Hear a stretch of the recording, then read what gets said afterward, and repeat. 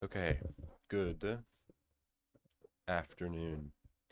It is day 75 of doing this every day, coding every day. Um, I have there's a career fair today. It's a virtual career fair.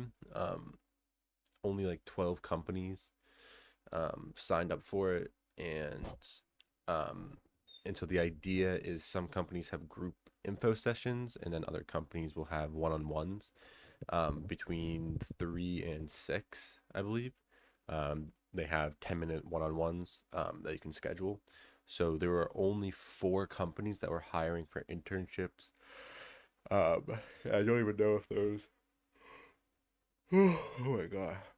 I don't even know if those companies are for a software engineering internship. But I scheduled. Actually, I can show you. Yeah. Um, so I have a one-on-one with Liberty Mutual at 3:10, a one-on-one with Epsilon at 3:20, a one-on-one with Eversource at 3:50, and a one-on-one with Interactive Brokers at 4:40. Um, so yeah, that's um that's the layout for that. That 4:41 I should have scheduled a lot earlier because now it's like kind of like a weird downtime. But what I assume is I'll record up until like I don't know, 2:30, and then I'll pause this recording and kind of prep for those. I already applied to the positions that they have. Um, Now the thing for I think interactive brokers is they have the only thing I could see that was open was a UI UX, which I don't want to be doing UI UX, but I want to talk to them and see if they have any other positions. And then Eversource, I actually interviewed with them last year, um, and I like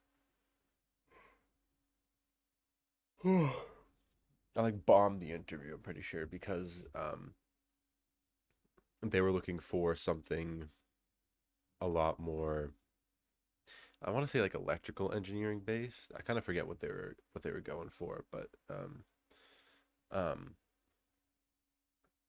uh, uh, um, that's that. And then there was like I forget what there was. Oh, there was I think for the other two for Liberty Mutual and Epsilon, I think they had cybersecurity positions. Um, so they all have something at least that pertains to computer science, I guess. Um, the UI UX not really. More of a graphic design thing. Um, so so we'll do those today. Luckily, one of my classes was canceled. The other one isn't, but this is more important than an algorithms class lecture. So gonna do those today. Um, but yeah, for the actual what I want to do in this video today,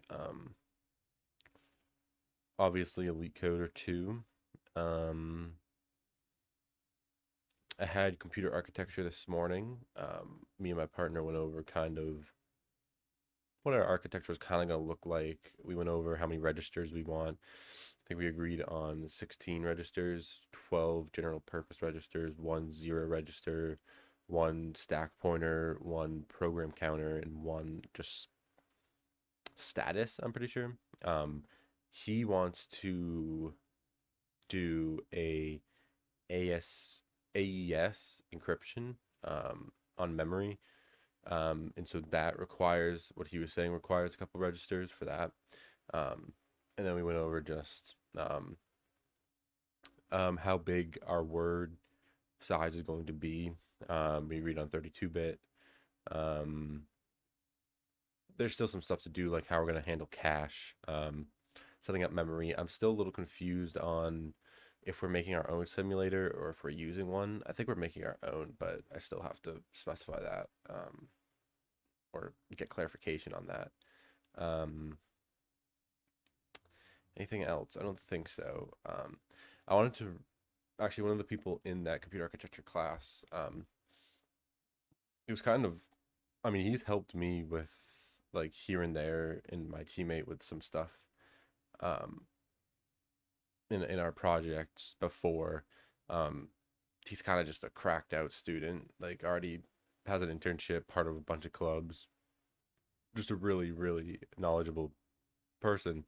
Um, but he's going obviously above and beyond on the project, doing like a shit ton of like vector work um, and wanting to do like graphical stuff and wanting to not just do a software, but wants to run his on actual hardware, um, which is pretty cool. But where was I going with this?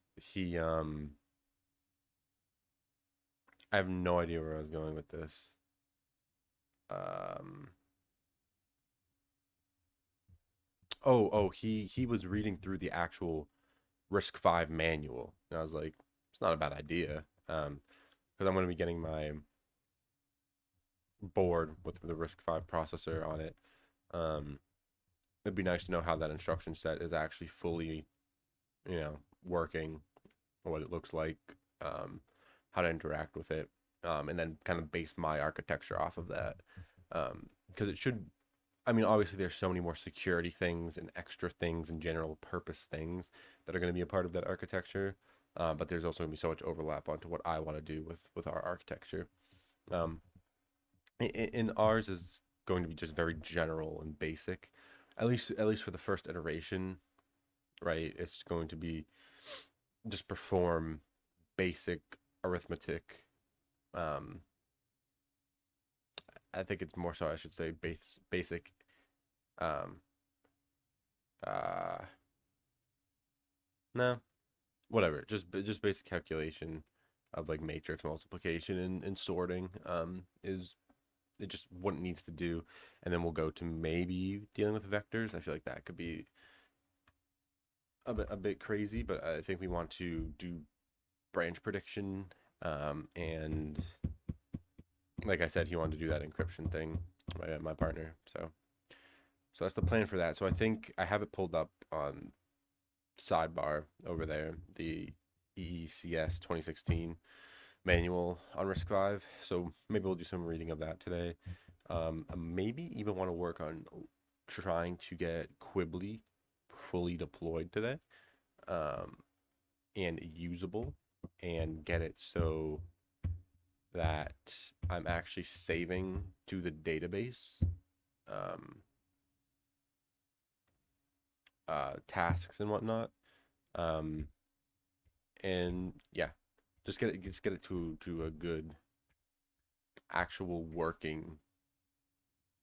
I also need to change it to where you can't get in without a password for right now, because I don't really want people just making accounts.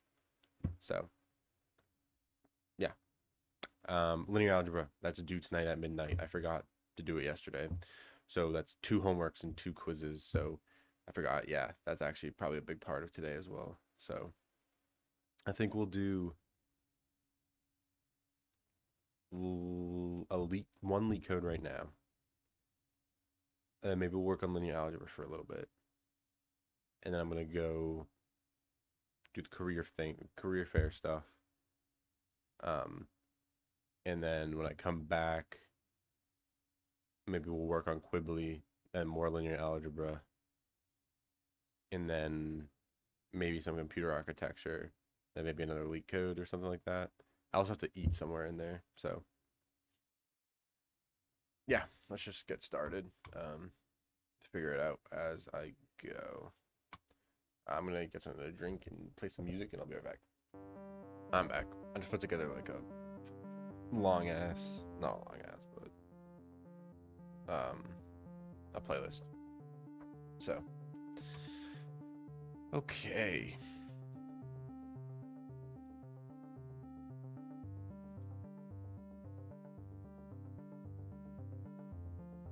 You wanna load up LeetCode?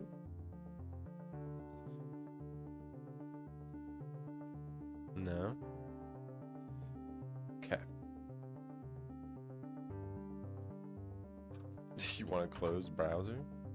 My God.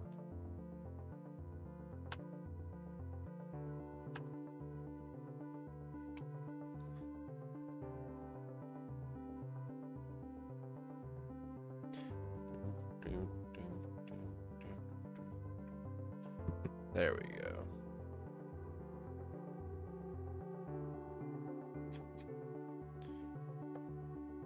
go. Do we do this one?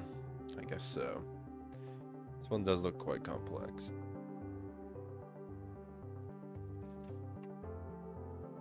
I'll open up GPT just in case we need it. So given a 0 index, n by n integer array. Oh, so n by n, so it's always going to be square. Okay. Return the number of pairs such that Ri, Rj are equal.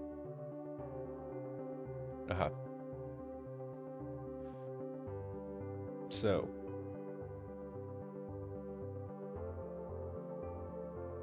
you know what you could do? All we have to do is return a number, right?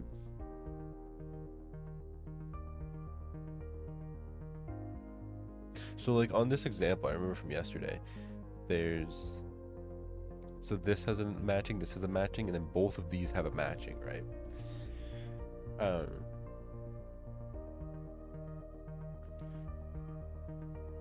What you could do is you could just go through and you could say, okay,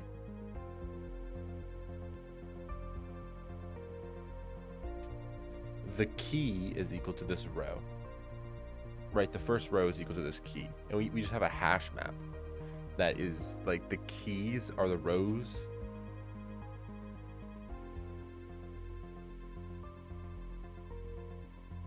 And then we look at the columns and we say, is this equal to the key? Right? And if it's equal to the key, just increase the value. And then we add whatever that value is minus 1. Or no, I could just do it at 0, right? And then just increment if we ever find it, and then add up all of the values at the end. And that's the amount of pairs we have, right? Because like in this scenario, if I go through and I say 3, 1, 2, 2, right? So that's a key. You go through. So what about here? If this is a key already,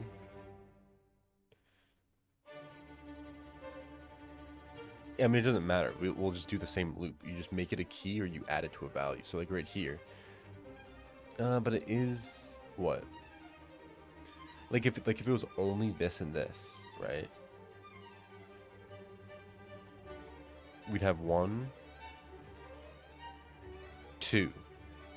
Let's see. Maybe we run into an error with like that, but I guess what we can just say is we can say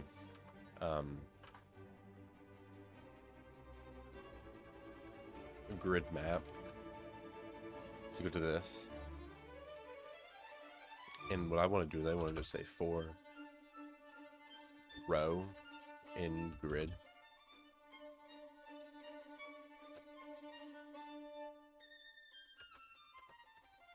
For column, right? And I just want to say for each row, I want to say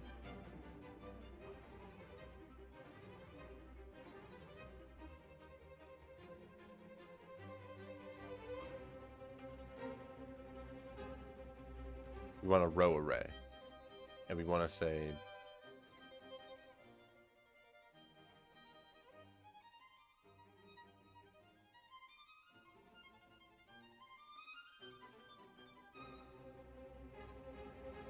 for each entry in grid,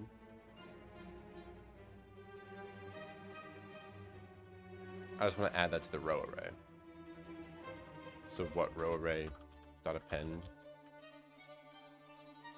column. And so at the end of this loop, we're going to have an array filled with that, each value in the column. And we want to say, okay, if row array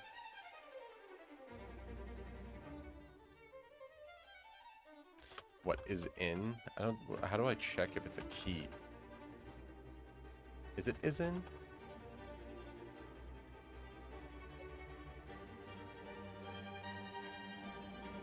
How do I check that again?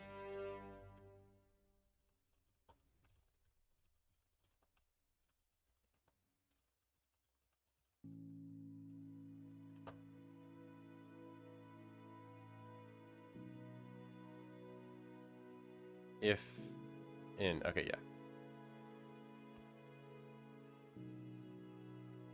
So if it's in that, then we want to just say grid map at row array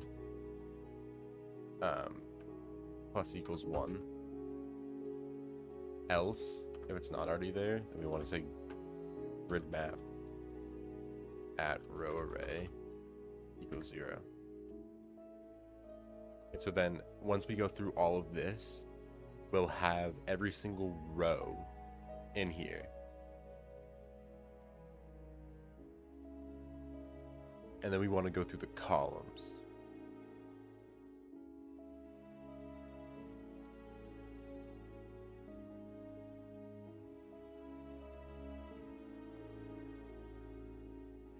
Right, so I did this for loop, which has populated our grid map with like, so if I print off, if I do for key and value in grid map dot items, right, and we just print off the key and value pairs, then for now let's just return 0.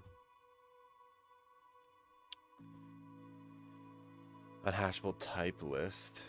Okay.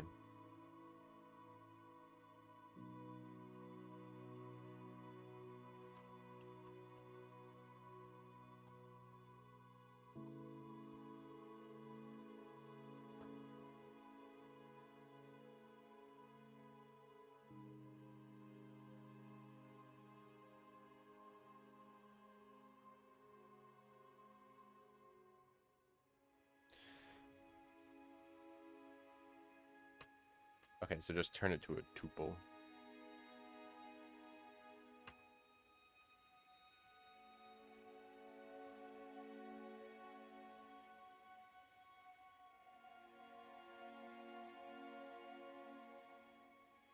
So wait, actually, I probably should just do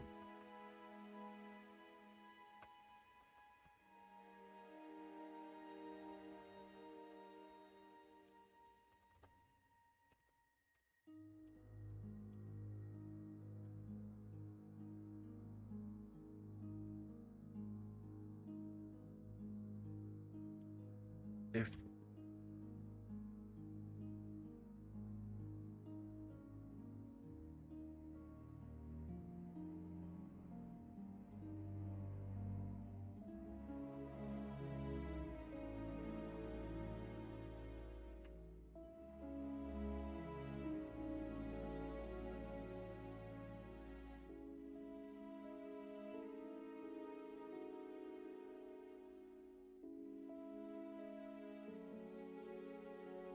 Oh, that is true. That is true.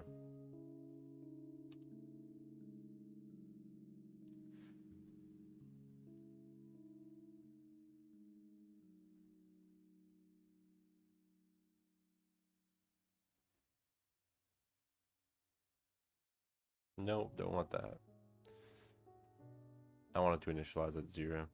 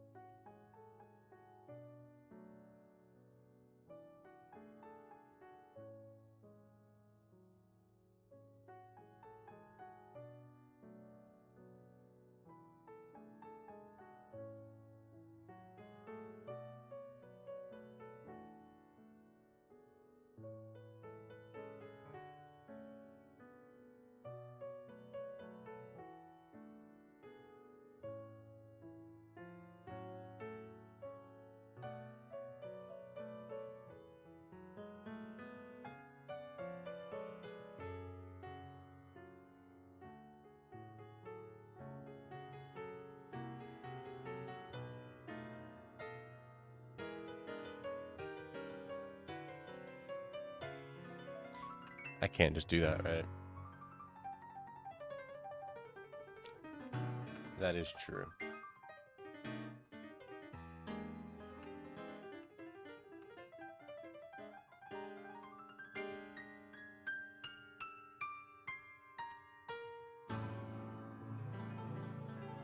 There we go. Okay. So now we've gotten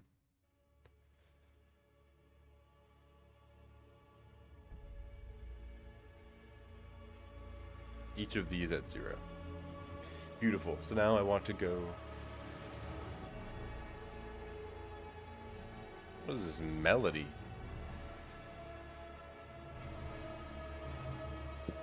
My God. So now I want to go column. The first value going down. How would you do that? It'd be like a 4.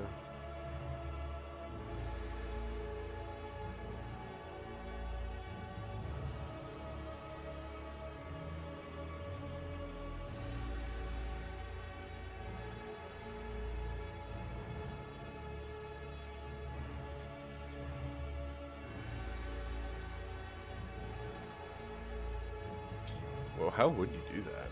I mean, it's just the first.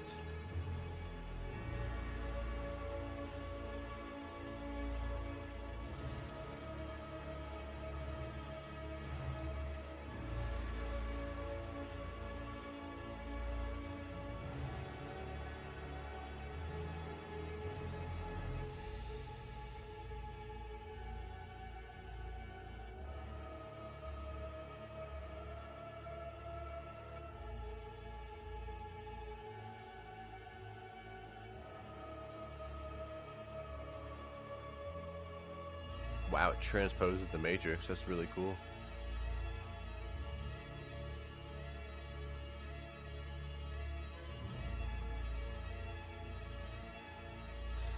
So using indexing, iterate over for C and range of the columns, for R and range.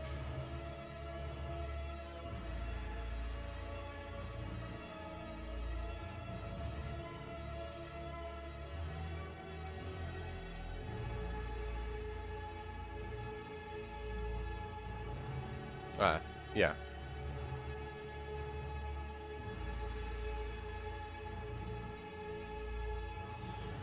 Makes sense. Oh. I'll go with that zip thing. That's pretty cool. So 4 column in zip grid. And I can say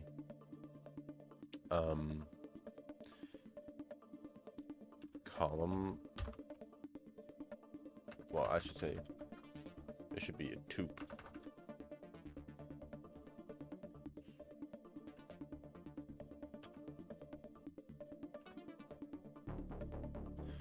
Column tuple is equal to a tuple of the column. And so we're going to say, okay, if. Now is this. So this is a row and column thing. So it should just be if column tuple is in grid map, right?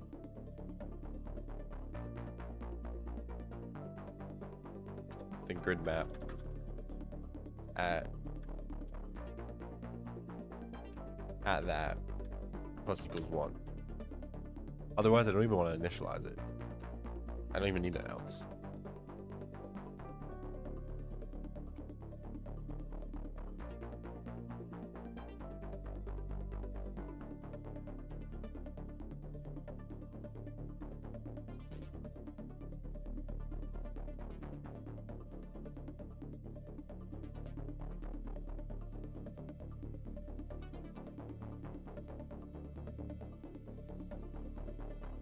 What?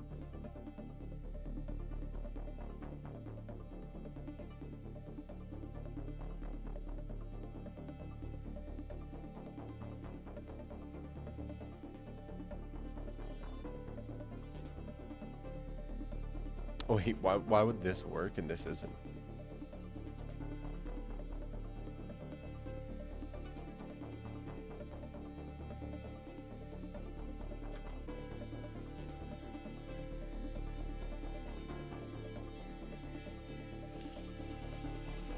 Okay, sure. So, and then just add all the values.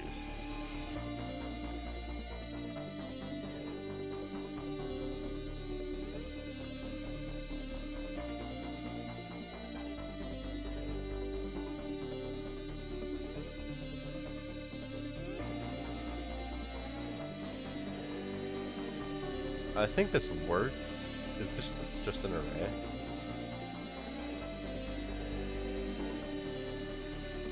But if I do this as a list,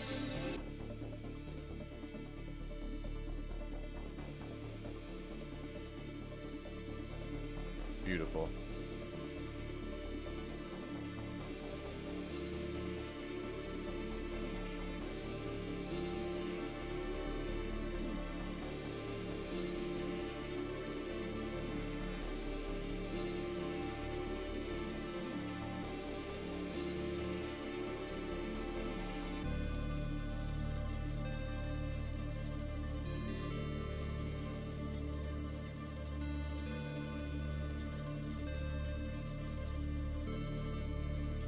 $13.13.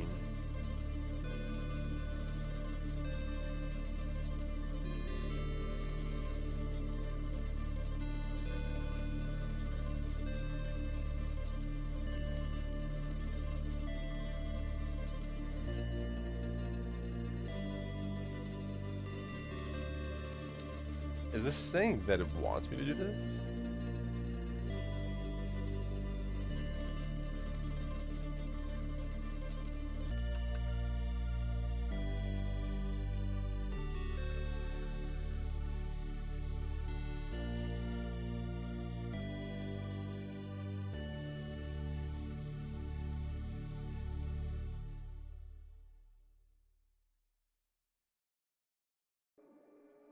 Oh no, that doesn't change anything.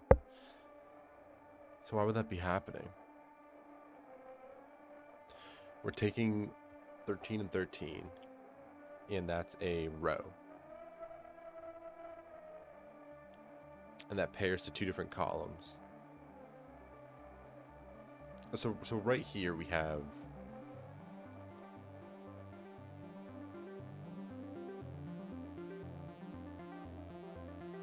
here, actually I want this to print out. Well, for value. Sorry. For key and val. Oh, that's a little loud now. Items. Print the key and value. I just want to see what it looks like after this. It should be just one. Okay. So. Well, no. That's one in terms of like we now have two.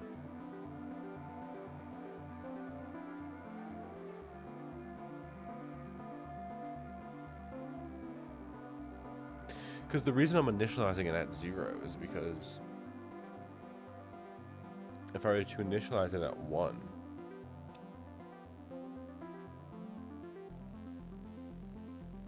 and then I were to go through and I were to like add everything up, right? I'd be adding up instances that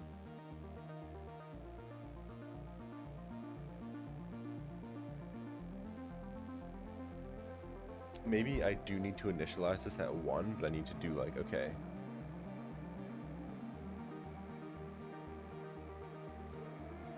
for each value in sum, minus 1 and then add it.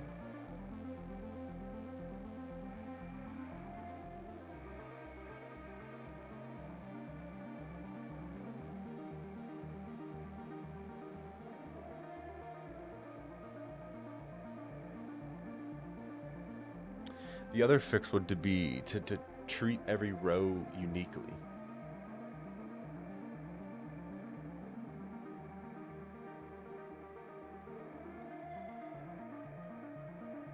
But that wouldn't make sense.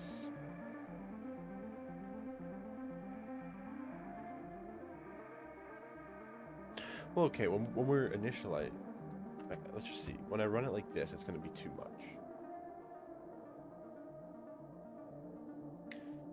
Right, the output is 4, but we expected 1, and that's because we have this row, this row, and this row, which are all initialized at 1. And then when you convert it, so it should be like, so if I did 4 value in grid vals, right? If value equals 1,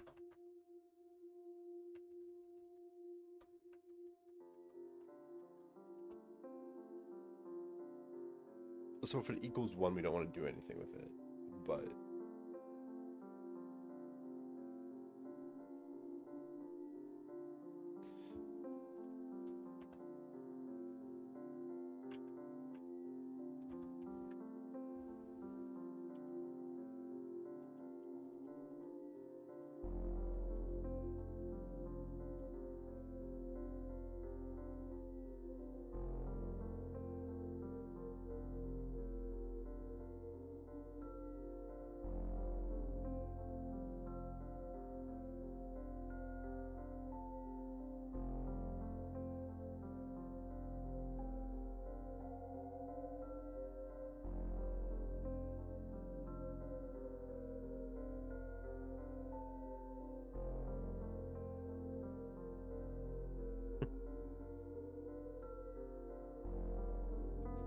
what does it look like on these?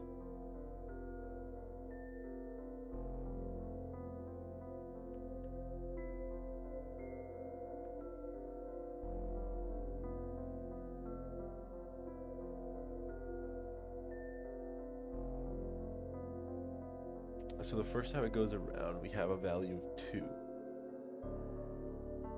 So it started at 1, and then we had 2 instances of it.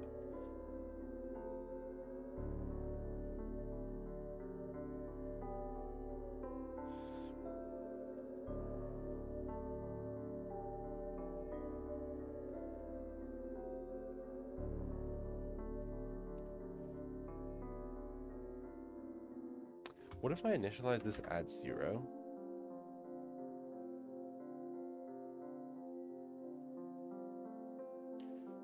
But then I say, like, if it was ever in here, increment this by 2. And then I say return pairs does just equal the sum of grid vals.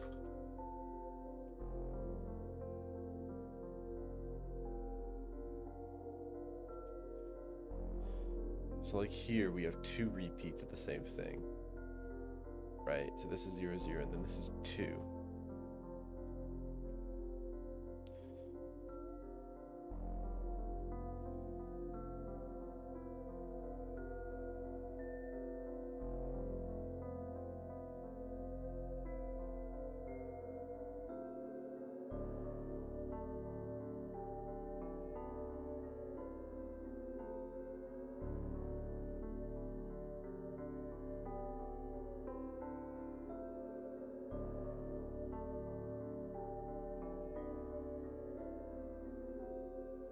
So that's a pair.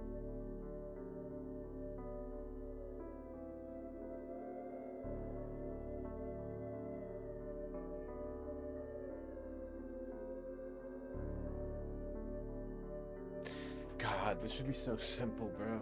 I don't know why I'm just failing this. If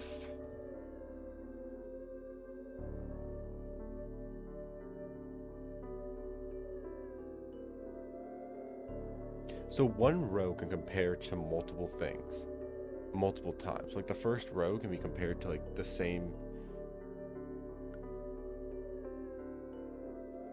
So we need to each of these rows needs to be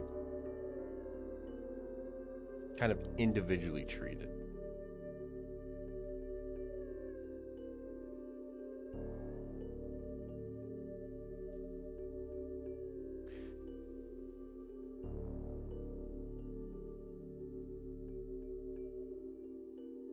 What if I did something hear me out. What if I did something that was like, if grid map, like down here, right, where I do this and I say, if this is in grid map, right, we increment that value in grid map, that key.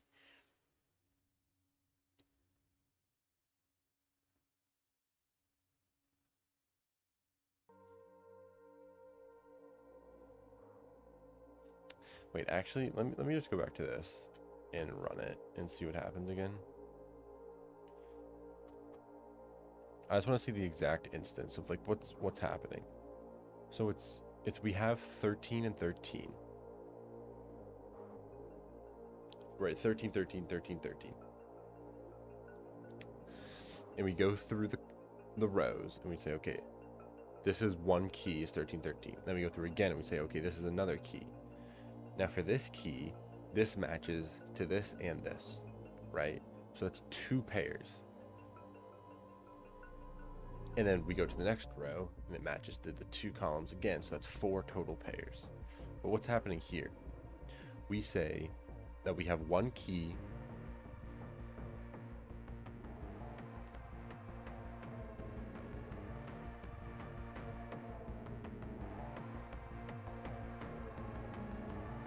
it should be something where we're not doing a value for these keys originally, right?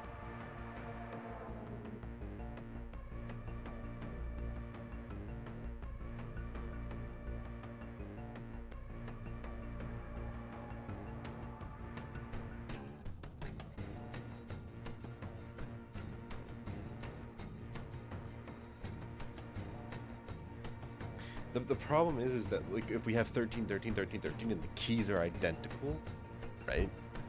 It means we have multiple instances of the same thing. So it means if we ever hit a column, it's going to match to both of those. So maybe we do something, right? Where it's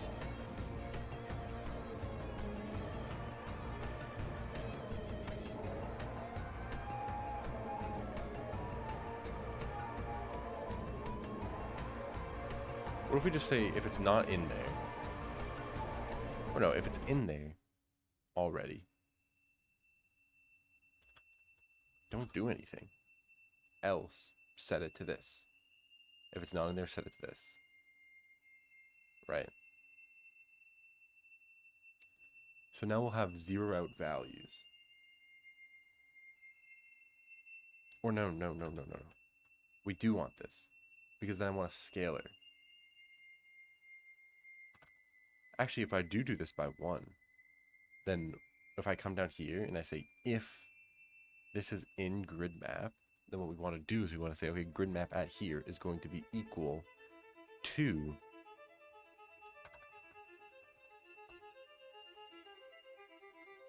whatever its current value is.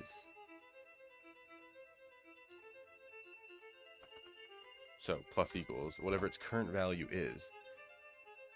But wait, but what I'm trying to say here is like if it's 2, for instance, right?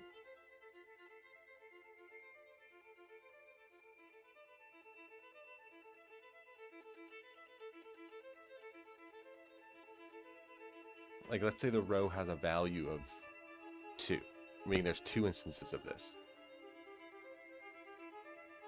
That we know that this one column is going to generate 2 pairs. And if there's 3, so it's just going to be times by that.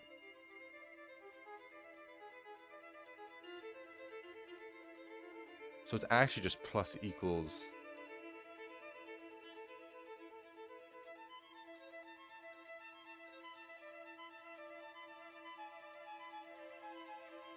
whatever that original like value is in here.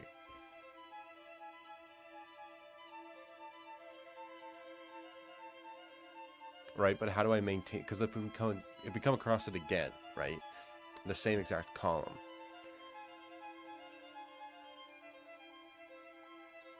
we want the original amount, and we'll add that original amount because we know there's that many pairs.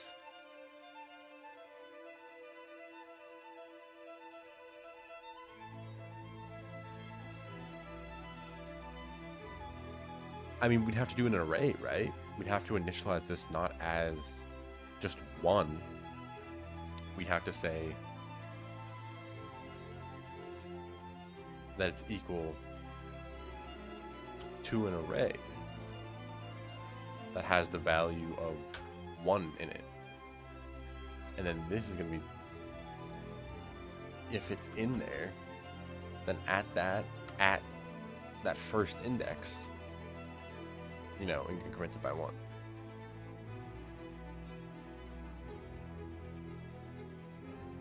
And then I'd say if it's in here, we do this at that dot append.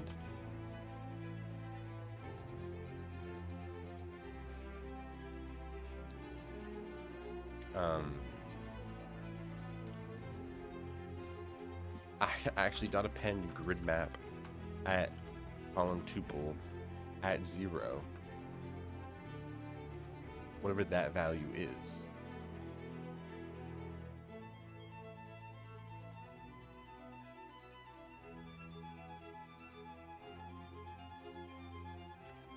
Right?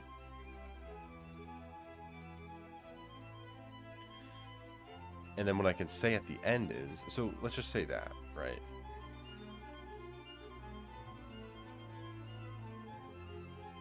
Let's return this again. Let's just look at this.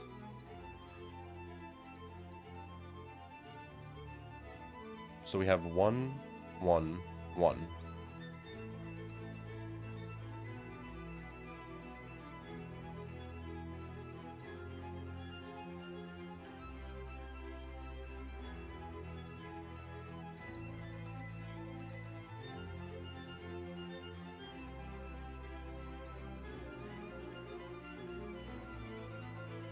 Can I do this?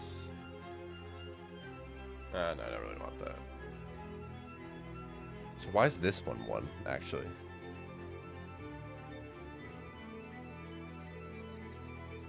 It's because I have this and this.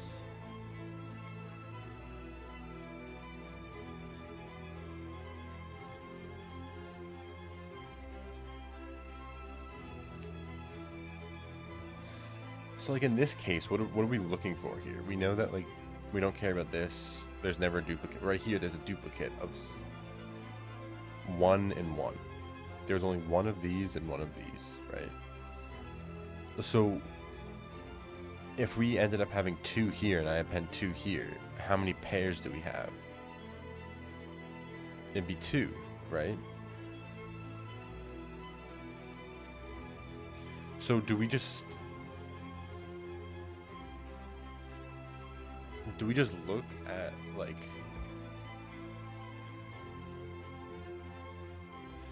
so like if we print out values, for instance, right?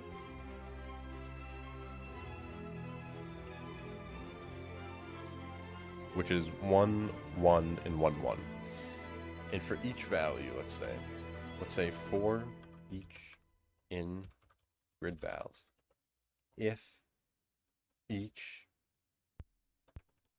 the length of each is greater than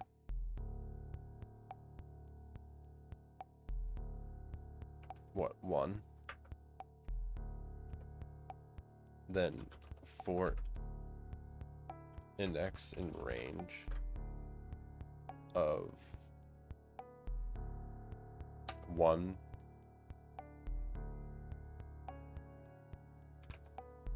to the length of each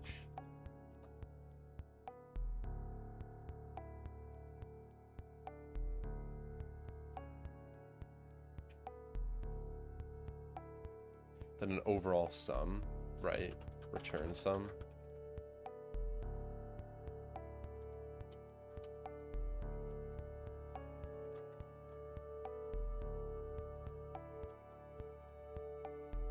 No, this would be each at index.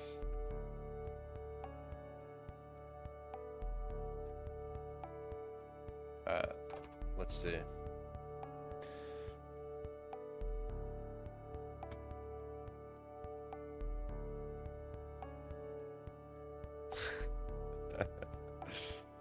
I mean, it works. It works. That's a interesting solution I came up with, to be honest. I need to use the bathroom real quick. I'll go over it when I get back, but it's not a bad solution. I'm back. I was thinking about it while I was taking care of business. I don't know if what I'm doing is the best approach. So I think what I've been trying to do with these LeetCodes is I'll read it and I'll try to finish as fast as I possibly can. And so what that leads to is I go towards my most comfortable skill set, right? Which, has become kind of a lot broader recently. It used to just literally just be arrays. Literally just array manipulation is all I could do. Hash maps I never used. I still don't use the stack as much as I probably should, or queue. Queue very much. I do not use a queue almost ever. But my point is I'll go for the most brute force way of solving something, and usually it'll be like in my head the first idea I'll code out, and then I'll find like a problem, and I'm adding like conditionals, or I'm trying to shape my answer around what was the original flawed idea and trying to fix that flawed idea. And now, like, yes, I just came up with something that works, right? It beats the test cases. And if it beats all the test cases, it probably does solve that problem. Now, there's a chance that there was an 81st test case that they could put in there that my thing fails at doing, especially if they put at, maybe like a time complexity cap, which, I mean, I'm sure they do, but like, it's not like, there are some questions that literally have like an O of n cap. The time complexity of this is what? One for loop, one for loop, one for loop. Don't need this, or this, or this. See, now the rotation, right? This zip grid thing. I don't know if that's O of n. I feel like this might be O log n. Not log n, because we're not doing something that's like chopping down time. It's either O log, or sorry, O of n, or it's O. Well, because it's n by n, then it'd be n squared. So I think this is O of n squared. Yeah. Because of this matrix zip thing, right? Because we have to go through every single row and column and change all the values around. So, but anyways, my whole thing is maybe what I should start doing, and right now it'll take, if I'm in a technical interview, right, I'm not going to have the time really to sit down and really think about an optimal solution. I maybe have a minute or two to try to digest what they've asked me to solve and try to come up with a solution for that. And so I think ideally what I want to be doing is, in my time now, instead of trying to replicate that one for one and getting good at that, I mean, there will be some of that, but I think like sitting down before these questions and really trying to think out a good solution, and then going and doing it, and then trying to take that idea, because I think I can reduce the time it's actually taking me to solve these if I put more time into actually trying to flesh out an optimal solution. Because most of the time it's taking me to solve these is just me trying to fix my originally flawed approach. And I feel like in the one technical interview I've had, and in the most blaring, like, oh, that's pretty bad, what I do during these is not being able to read something thoroughly. So I think putting more time into a thorough reading of a question and really mapping out an approach to it in the practice, and when I have a lot of time to myself to work on this, I think will benefit me more than just trying to speed my way through these with a brute force solution. So going forward, I want to spend more time on the planning of a solution than just jumping right into trying to solve something off the top of my head. And I think there is a place for that though. I still think you should be practicing. Like, you got 30 minutes to solve this medium or hard question, you know. Um, it is weird though. I feel like it would almost be awkward in an interview to sit there for a couple minutes and just be quiet and like think, right? And I know this is also a skill of being able to like sit there and talk through what you're thinking, right? So I guess that's like something I should work on is, and I do talk a lot through these videos, especially when I'm solving these problems of what I'm thinking, which I think will help a lot when I get to an actual, interview, if I ever get to one. Um, and just like taking the first few minutes to get like clarification on what is being asked, and then being like, okay, what comes to head, what comes to my head is, using this data structure, you know, and then like going through.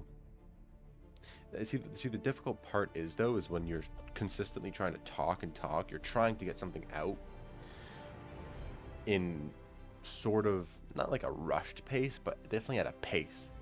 It's really weird, I feel like, socially, to be like, okay, for this I'm thinking of this data structure. And then to go silent and think of an actual approach for like a minute straight. No interview wants to sit there for a minute of silence, right? So being able to actively think about a solution while talking about what you're actually thinking of is, most definitely a skill in itself. So, um, just things to think about and work on. But anyway, let's go through the solution and then look at like a optimal solution. So where I went wrong at first is I was either initializing or incrementing by one the um the value for like this. So like I was making a map of all these keys and initializing them at 0. Okay, and I'd go through all the rows and I'd say like, okay, if I found one, increment it by one, increment it by one, and then I go through and I just add the sum, right? And so that would be like a pair and a pair, and that works if there's no duplicate pairs or no duplicate um, rows, right? If they're all unique rows, then that works. But when you have duplicate rows, you've now increased the amount of pairs, right? So if you went from 0 to 1, right, and then you go through the rows and it's like, okay, this row matches to this, and then this row matches to this. So now we have 2 of these and 2 of these. So this is 2 pairs, but this only incremented once and this incremented twice. So you're at 3 when you're supposed to be at 2. Or vice versa, if you have 2 rows that are identical and you have 2 columns, right? You have, and at that key originally you have the value of 1, and you go through and you increment it by 1, you increment it by 2, you increment it by 3, and you increment it by 4. So now you're at a value of 5 when there was 4 pairs, right? So you're either ahead by 1 or you're behind by 1, and it's hard to like keep track of this. So the solution to this is to um, um, sorry, there's probably even a more efficient way of doing the array value. But if you initialize that first value, right, as either being just 1 or appending a new value or taking that. So, okay, sorry. That first value is going to be the amount of rows of that value, right? So if I initialize it at 1, it means we only have 1 row that is this, set of integers. Okay, and if we come across that again, then we say, okay, now there's 2 rows that are these sets of integers. So then when I start going through columns, right, if I find a column that matches a row, I go through and I say, okay, at this key, we're going to append that first value into the array. And so what does that do? It says, okay, if I have the value of 2, right? Meaning we have 2 rows. Then we know if we have 2 rows and we come across the column that is identical, we're going to have 2 pairs because this row matches to that column and this row matches to that column, right? So we append the amount of pairs that one row will give. Now, if we come across another column, we then append that first value again because it's independent of that previous column, right? So then when we go through and we're trying to figure out the sum of pairs, I'm saying, okay, if the length of each, right, meaning the array, when we're going through these grid values, these are all the arrays that we appended. So we say, okay, if there's more than one value, meaning like even if we got to a row that we saw 5 times, right, in the first values of 5, right, but there's no columns that match that, we don't care, there's no matches, so we don't add that to the sum. But if the length is greater than 1, it means that we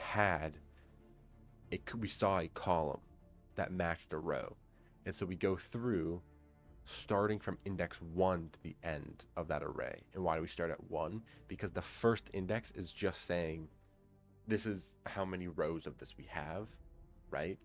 From 1 onwards, each one of these represents, this is a column that matches these pairs. So even if we had 1 row, right? If we had 1 row and the label was 1 at the beginning, what I'm doing right here is I'm appending that first value of 1 multiple times for every row that matches that, for every column that matches that row. So yeah, I mean, it's a cool approach, right, to do it this way. I would have ended up having to do for column in whatever and manually gone through this without this zip. This honestly looks like a pointer, but I don't think it's a pointer. But yeah, pretty good. I'm going to submit this one and then look at the solutions because I think it's better to have like a unique submission than a copied submission. I also wonder what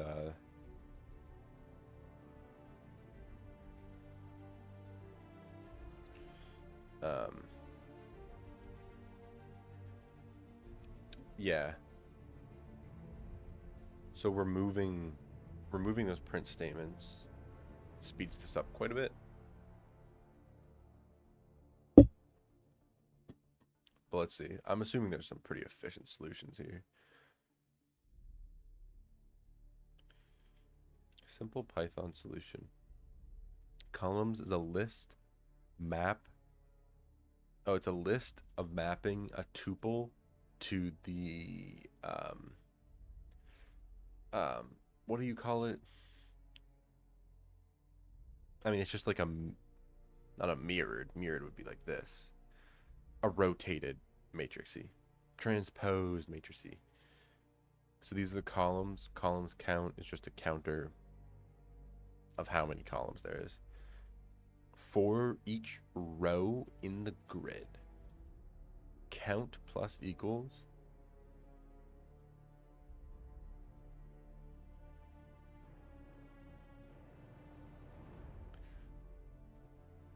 so is this just saying so columns count at that tuple row? That's pretty neat. That is pretty neat.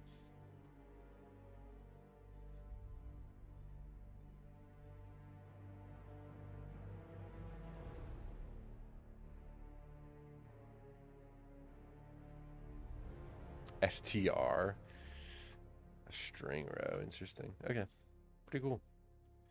Okay, we don't have enough time, I don't think, for my first one-on-one is in 50 minutes. Maybe we can do another one of these. Removing stars from a string. What was this, by the way? A stack question.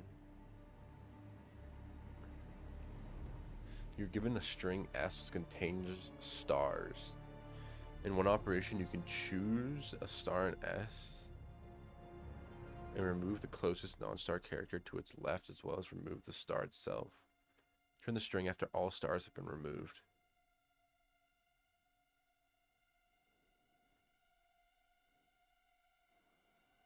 Oh, this definitely would be a stack question. Wait, so if I just turn S into a...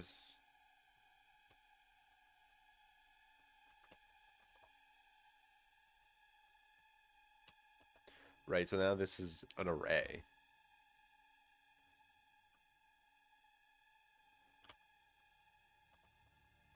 And then I just make a stack, and then I say, okay,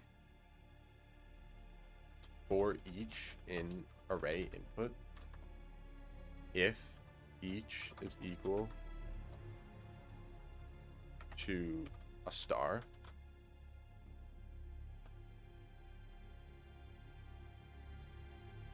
actually, if it's not equal to a star, then array dot push each, else if it is a star,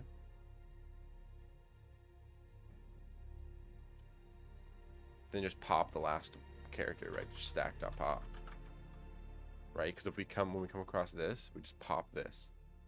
So the stack is now just LEE, and then we come across this, and then we pop this E, and we keep going, and we add COD, and then we hit this, and we pop the D, and then we add the E, and then we just return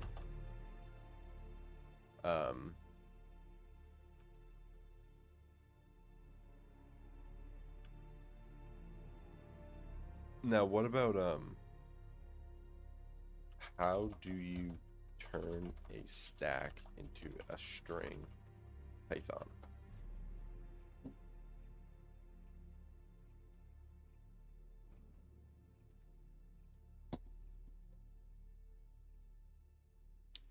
I don't think it's just str, the stack.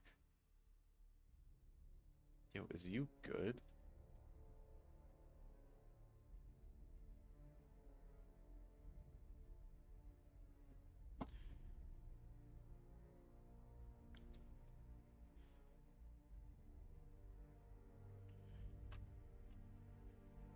So I can just do that. I can just say return,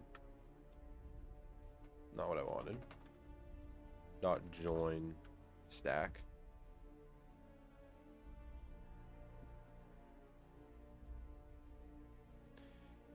List object has dot push each.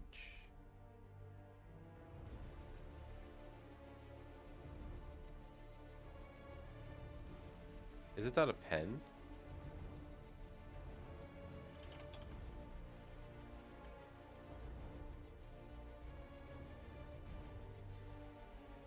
Is it dot add? I think that's for a set. It is dot append. Oh my god.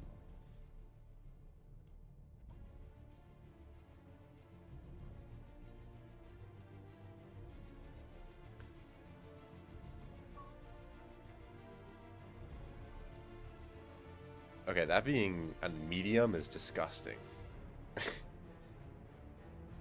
That is quite literally probably one of the easiest questions on this website.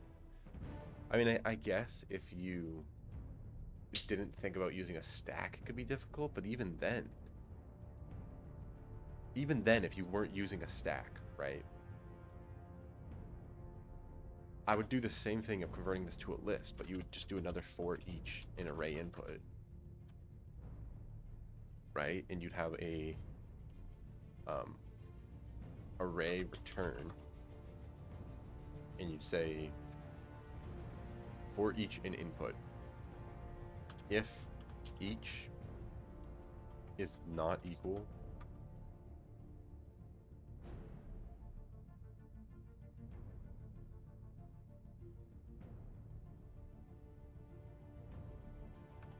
or wait, can I do if...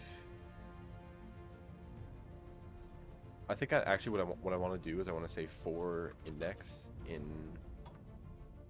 range of the length of array input -1.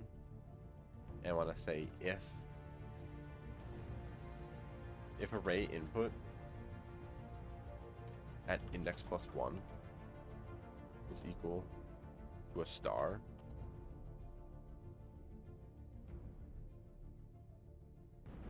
then I want to not append the current character. So like if I started at L,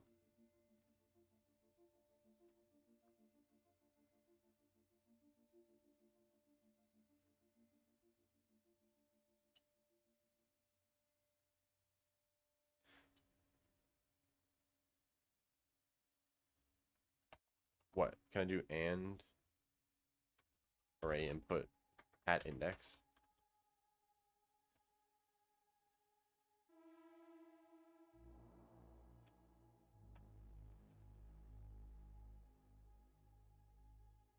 Well, what if I said, okay, if array input is not a star and the current input is not a star, right? Then array return dot append array input at index, right? And then return dot join array return. I mean, what happens there, right? If we start at here and we just say, okay, if this and this aren't a star, append this. If this and this aren't a star, append this. If this and this aren't a star, append this. If this and this aren't a star, append this. It's not that. So then we move on to this one and we say, if this and this aren't a star, append that. If this and this is not a star, append that. This is a star. This and this, append that. Right? Ooh, what about the last E though?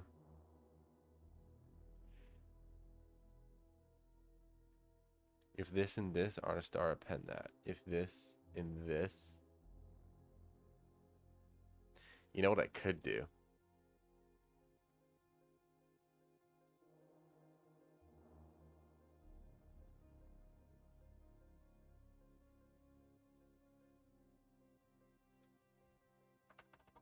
I could just append a dummy letter onto this. I could do array input.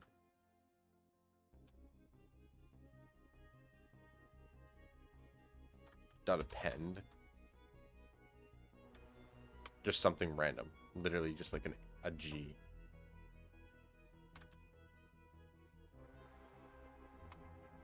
Let me see that.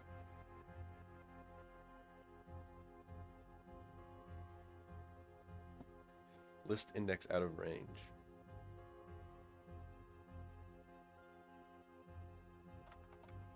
Wait, where'd that go?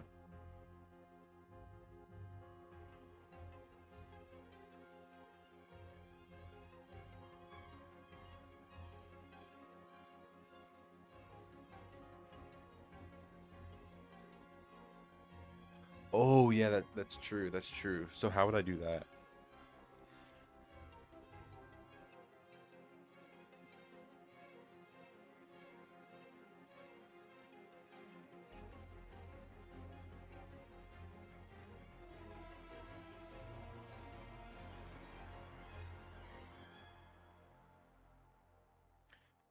So see now this is where I'm not gonna go through all this. I won't lie. I'm just going back to my old working one. Okay. But you'd have to do something where you're auto incrementing index,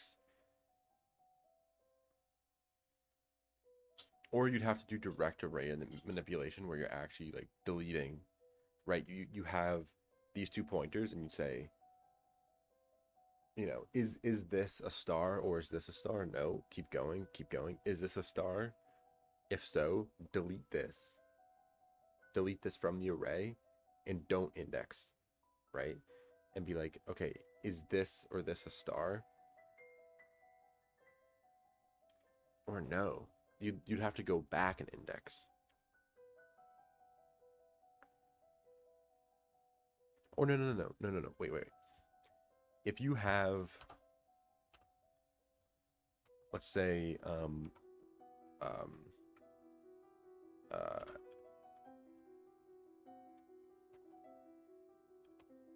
this, right?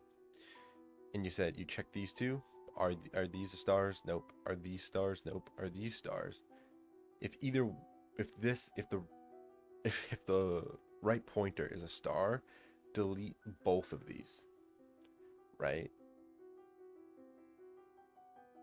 And then move back an index. And then you check these and you say, is the right one this? Yes. Delete that. In this way, you'll never have where it's not. Yeah. I mean, I guess I can try it. I'm just killing time anyways before this one-on-one. I want to see how fast that one ran. Not that fast. But the idea would be, um,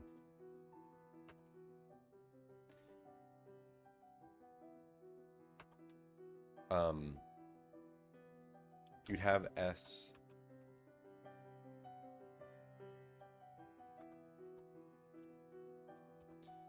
It'd be like that, right? We have every single thing, and then I have a left and right pointer, where this one would be at 0 and this one would be at 1. And I'd say while the right pointer is less than the length of array list.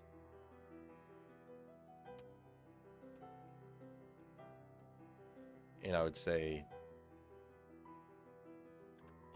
if right,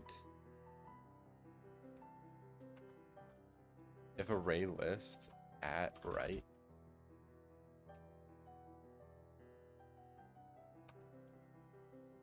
is equal to a star, then I want to delete array list at left. Or sorry, at right and then at left. That way it doesn't mess up the indexing.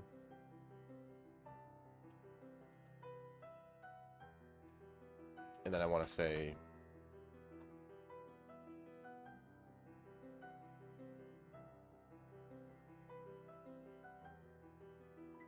see, but now this is the problem, is that it's like, if I get here and I delete this and this, right? I now want to go back one. I guess I have to say if left is not equal to 0, then left minus equals 1, and right minus equals 1. Else, left plus equals 1, and right plus equals 1. And then we just return a dot join on the array list. Right?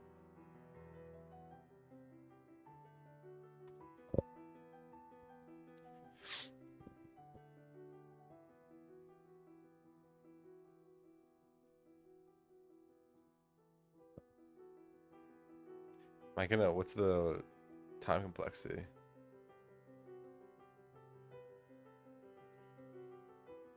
It just spams the same character. Oh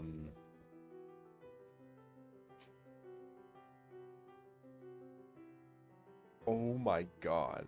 Okay, yeah. I mean, proof of concept is that technically does work. Okay? Technically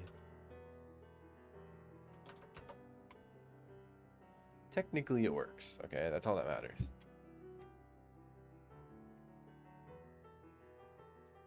So you could solve it using 2 pointers. I was just trying to prove that it's a medium if you don't know to use a stack, because I already knew going into this that this was a stack problem. And so with a stack, that's like the easiest question ever. But that is crazy though, that like, I guess it's because like with a stack, all we're doing is we're just keep like with the 2 pointers, we're doing a check at every 2 things. With a stack, we are just literally throwing on everything, right? And then if we ever hit a star, right, um, then we just pop whatever the last value was, and we don't append the current value, and then we just go next, right? 2 operations, and then we just keep throwing values on. Like, that is pretty fast compared to going one by one like this. It's throwing stuff on, but then it's like, oh, if this and this, then delete this and this, and move the pointers like this and this. There's just a lot more going on there. So, okay, I think I'm going to pause here and turn off camera so I can use it in the one-on-ones. I'm pretty sure I have 3 back-to-back-to-back-ish. And so I'm going to spend the time just reviewing those companies and seeing what I want to talk about with them. And then the last one is at like 4:40, I think.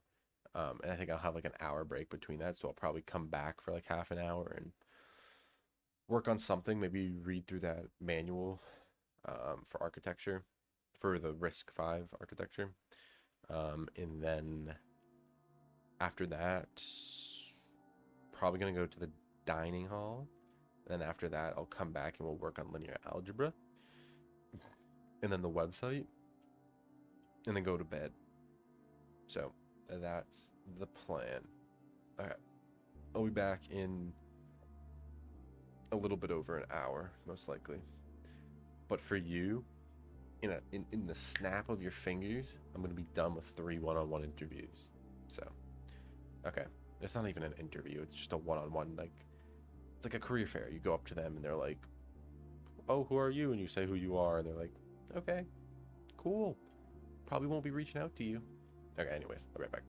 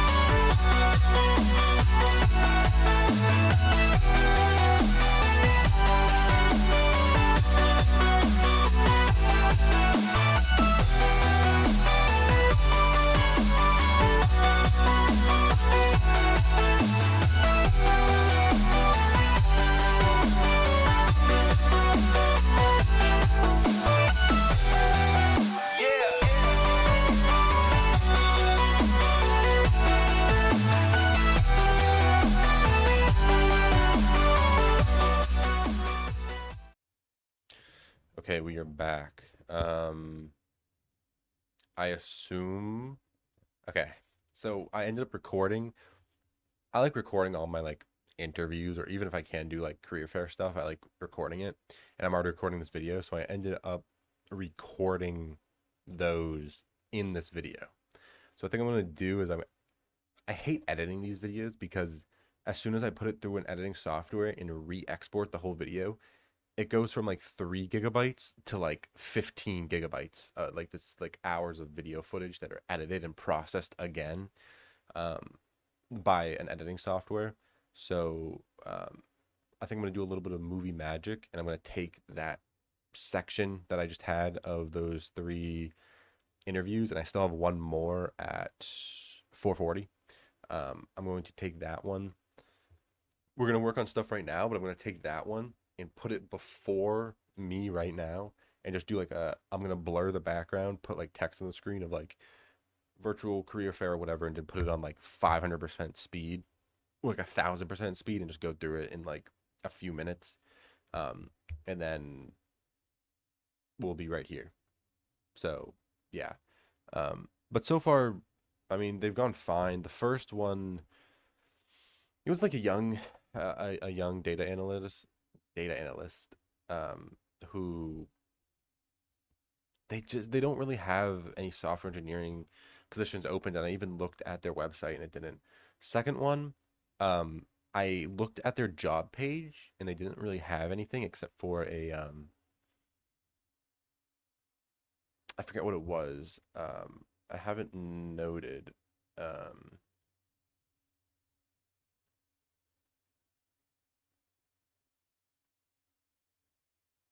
um, oh, identity analytics intern, whatever that means. But they said they do have a software engineering one posted on Handshake right now. So I'll apply to that after this last interview. I'll go through all of them and apply to stuff, and then send up some follow ups. Um, that one went pretty good, but I was talking to just a recruiter, so I'll follow up with her though because it went pretty nice. And then the last one I just did, is a local company to Massachusetts, and the conversation went great. Honestly, I thought I asked really nice questions, and it was like when I actually get an interview where it's like just a conversation, and it's like we're going back and forth, and I'm not just giving him off the surface stuff, but it sucks because what you have to deal with in that is a lot of it is they want you to have knowledge on power systems, right? Because the company is grid based, like they supply energy to homes in Massachusetts, basically. And so a lot of their stuff, I mean, they have a lot of data stuff, right? I mean, I think he does like modeling for what future infrastructure needs to look like. There's also modeling positions for what future outages may be using machine learning data and seeing like, oh hey, maybe like there's a storm coming, and based off of what we know about the storm, there's probably an outage that's going to be like here, so something like that, right? Following data analytics. um but um but yeah, there was only a cybersecurity position open, which that guy doesn't really deal with, so I'll probably reach out to him with maybe some questions, but it's like I don't even think I can leverage him to get like an interview. Like if I was actually, because he works on like more power system stuff, if I were to do like cybersecurity, I mean, it's probably like a not preferred, like, no, sorry, it is a preferred probably thing for an intern. Like we would like you to have this experience, but if you don't, that's fine. Um, anyways, I'll have to um,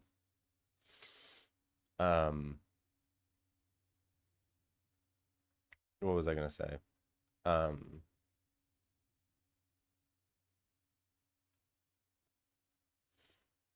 wow, I'm just blanking right now, aren't I? Um, anyways, I'll apply to what they have. I think I already applied to what they have.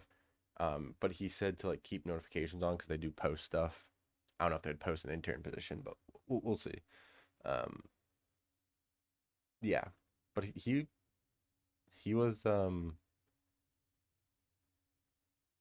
was great to talk to. I have one more with Interactive Brokers, the company. I'm pretty sure they have their openings aren't the best. They have a UI UX and a students opportunities. I don't know what that is, so that's what I kind of want to ask about. Um, it kind of sucks. All these places that were anything related with tech, only one of them really was like recruiting for tech, and that was the only one that didn't actually have a technical like you know engineer. It was the only one that had a recruiter. But I'll reach out to the recruiter again, and see if I can get something scheduled. Um, Yeah. Yeah. Okay. So I think before this one, I just want to work on. I have nothing to really prepare for this next one, so I'll full screen this and then go to back to here. I think um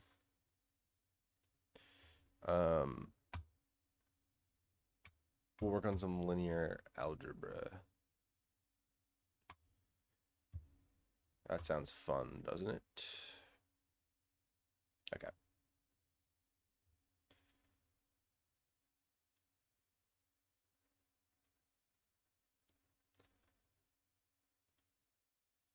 What was I having this on the side of?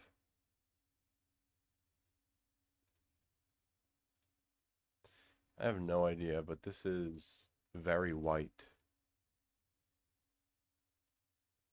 Um,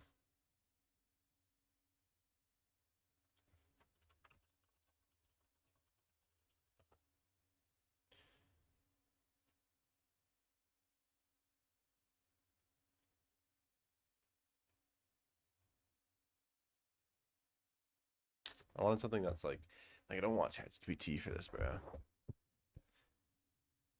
Whatever. I'll put it in the back and we'll just do this. So determine which matrices are in reduced echelon form. Um,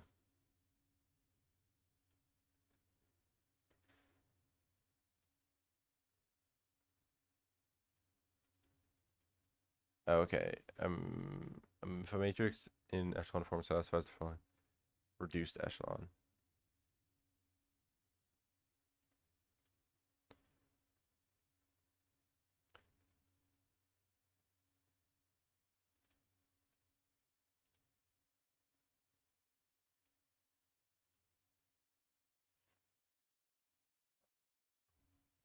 So this is neither.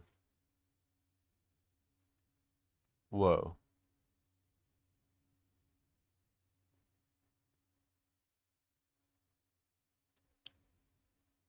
Am I tripping?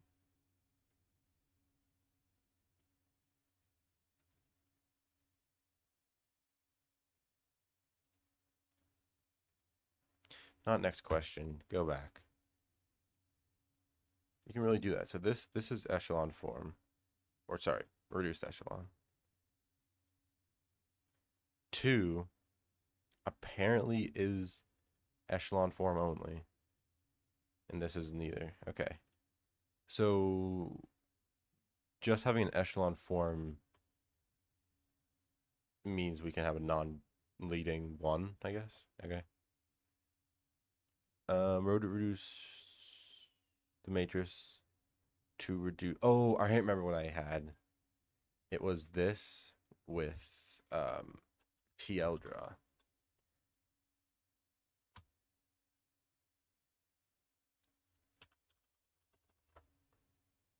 No, that's not what I want, bro.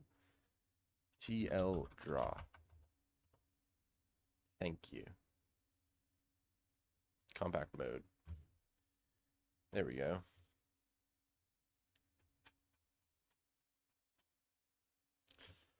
And give me preferences, focus mode. Okay.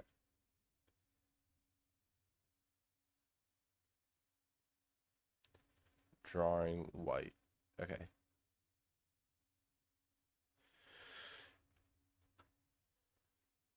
Row reduced.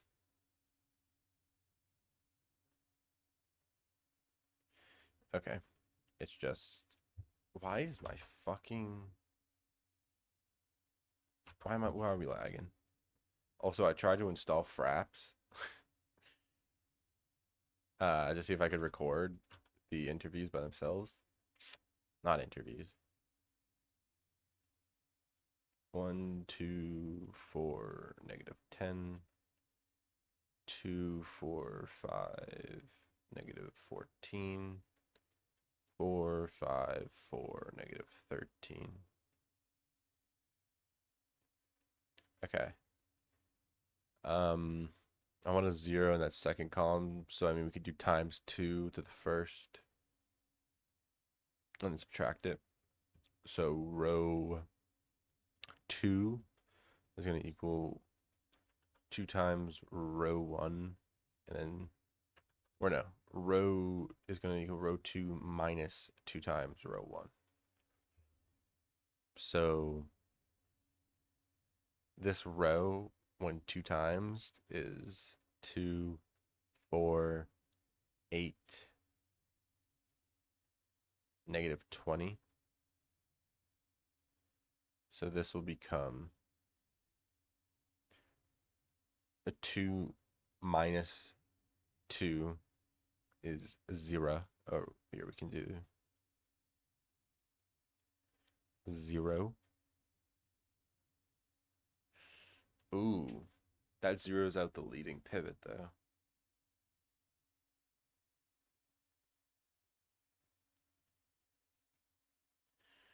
That's no good.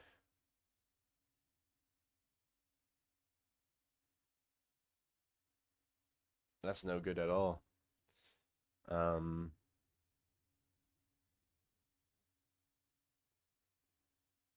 wasn't 2 odds on the third row. I'd just half that row, but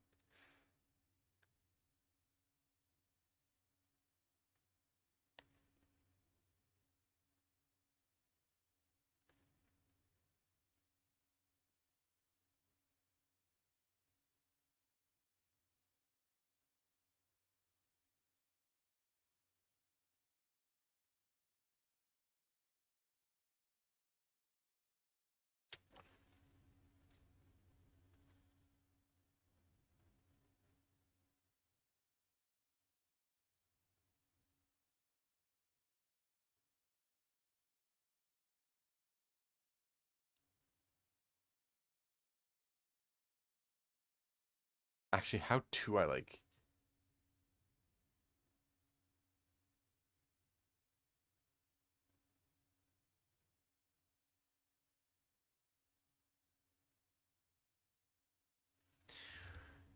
Oh my god.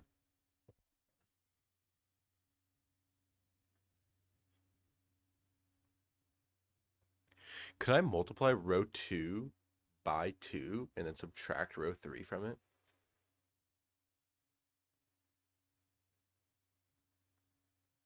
Like, can I just scale a row?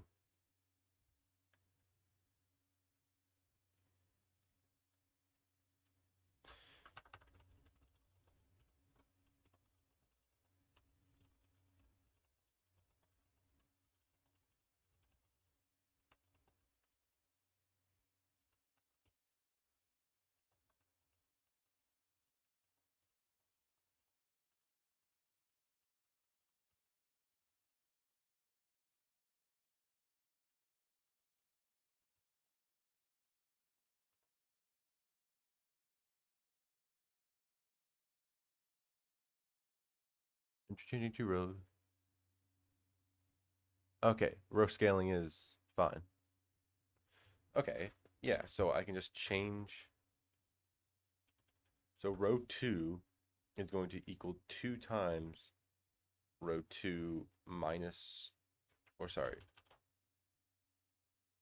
Yeah, no, that was right. 2 times row 2 minus row 3, right? So this will transform into 4, 8, 4, 8, 10, negative 28. And so this will become 1, 2, 4, negative 10, 0,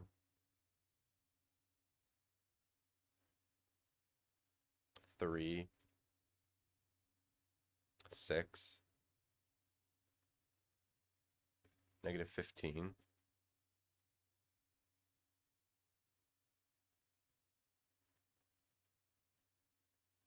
and 4, 5, 4, negative 13.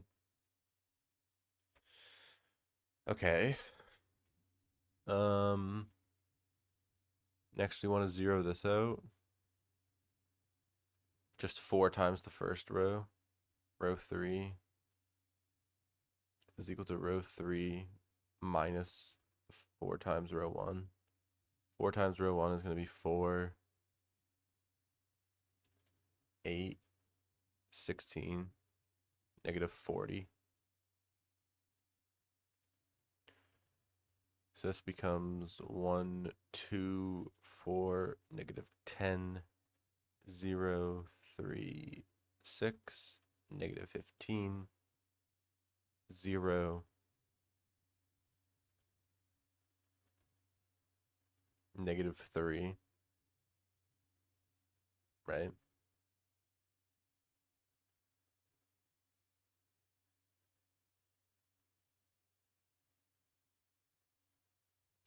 Negative 12.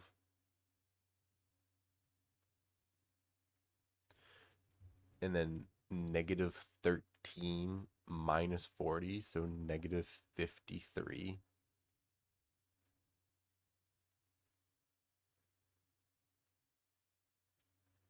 This just looks wrong, but okay. Well, actually, I can zero this out pretty easily. Just add this whole row to this row, right?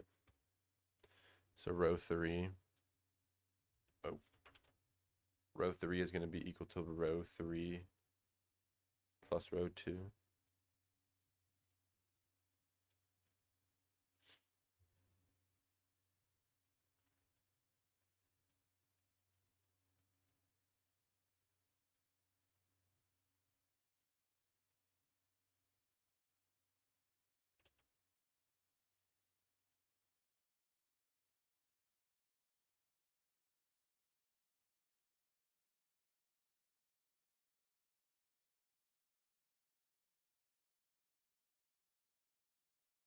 That last number is getting kind of scary. Scary. Okay, so now we got a bottom right to bottom left triangle reduced. Beautiful. Okay, so now we want to zero out these 3 numbers.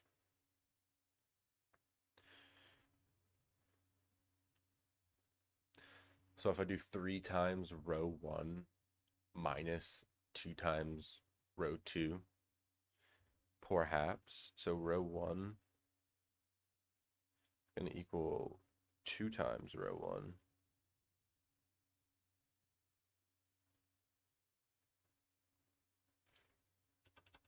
Wait,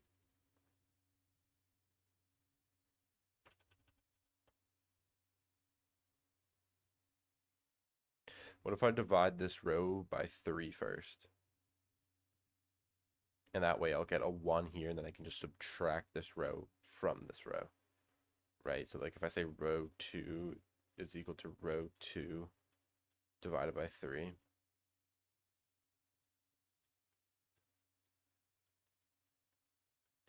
0, 1, 2, negative 5, 0, 0, negative 6, negative 68. And then subtract.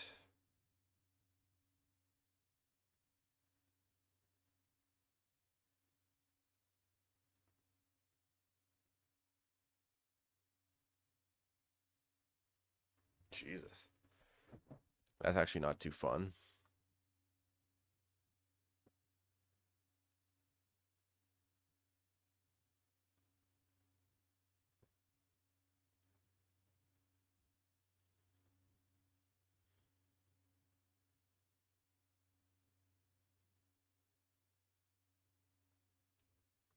Okay, what if I do 3 times this row?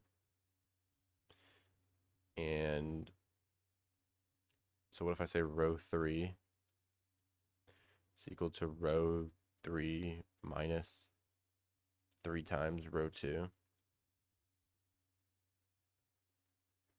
Or plus?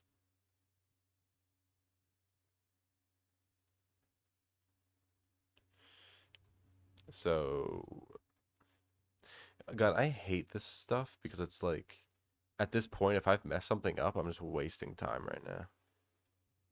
There's got to be like a better way of doing this stuff.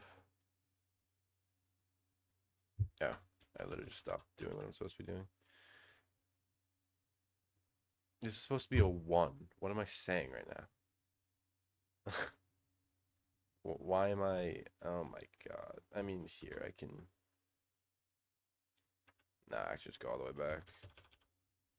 Why am I zeroing that out?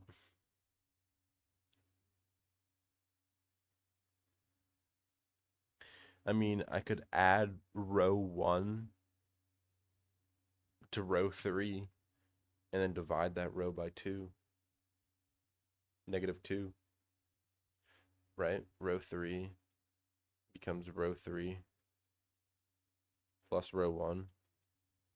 And then row 3 is row 3 divided by -1. So we get 1, 2, 4. What am I saying? Now this cancels out these zeros. Oh my God. Am I just like. Oh my God.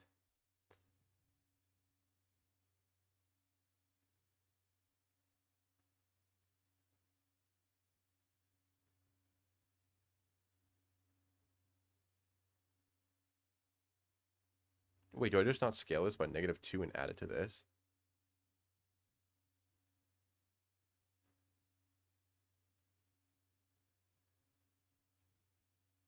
Row 1 becomes row 1 plus 2 -2 times row 2.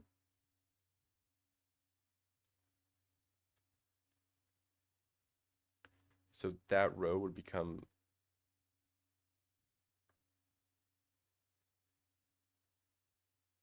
0, -2, -4, um, and 10. Oh, look at that. Look at that. 1, 0, 0, 0. How did I not see that? Am I like okay in the head?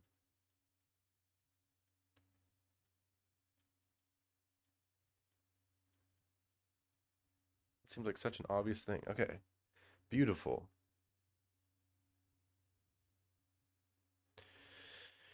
We need to zero out this 2.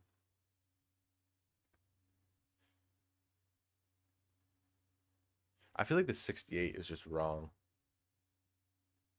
I could select one of these once I know like what this is. Which I feel like it's a -1, I won't lie.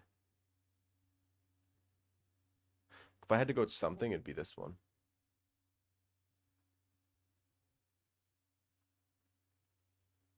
Because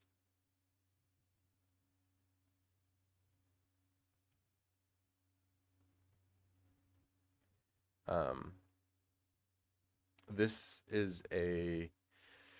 I mean, it could. It's either this or C.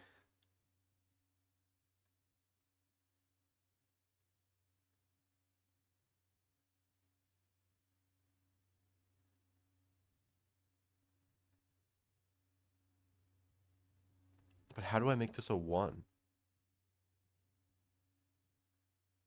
I mean, if I divide by 6, right? By -6, this becomes 68 over 6. It doesn't divide it like well.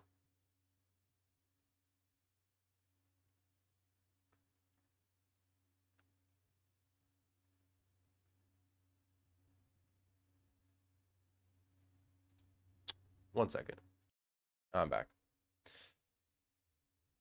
I really think I just messed up somewhere here because this should be much easier to solve. Now, like I said, I think that this is going to stay a negative. So I'm just going to go on the fact of that. Nice.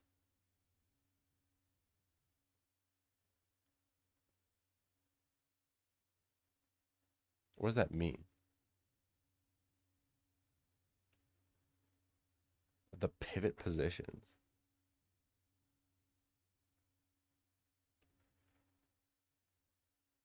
Is that not C or D? I kind of forget what the pivot positions are. I thought those were just where the ones are.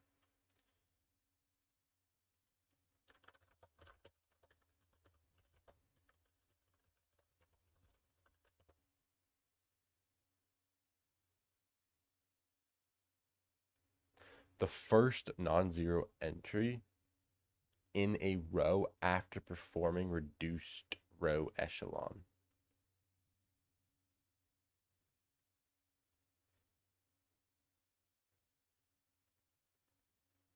But before doing it,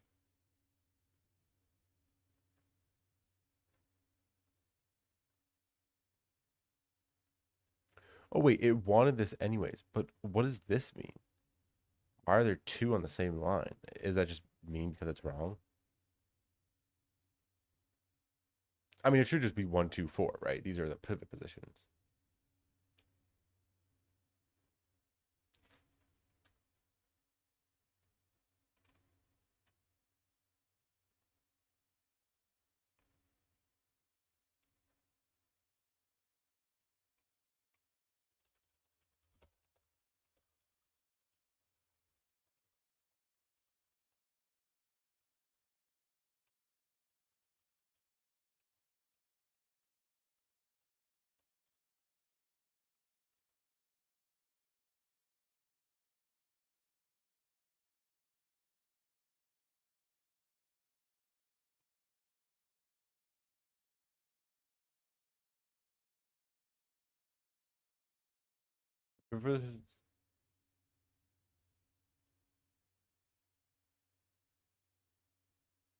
I'm so confused then.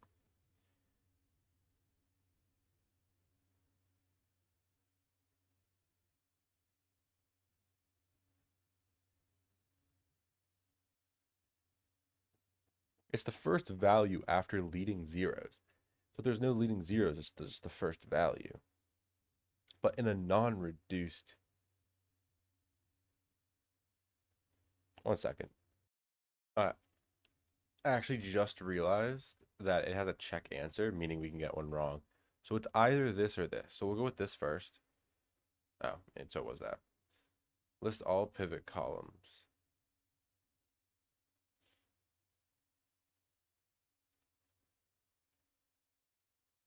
Beautiful.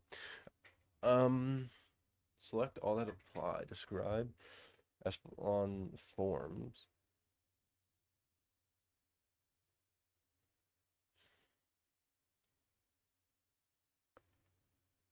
May have any non-zero.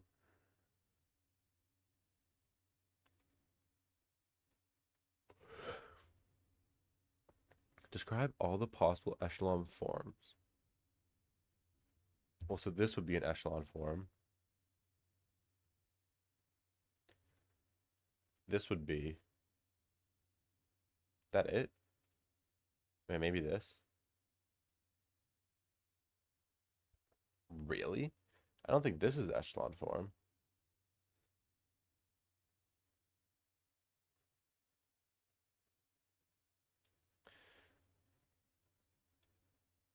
Oh, actually, I don't think this is echelon form.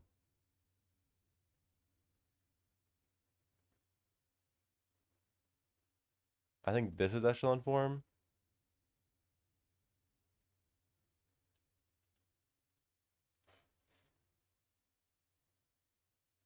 And this. Correct answer. A?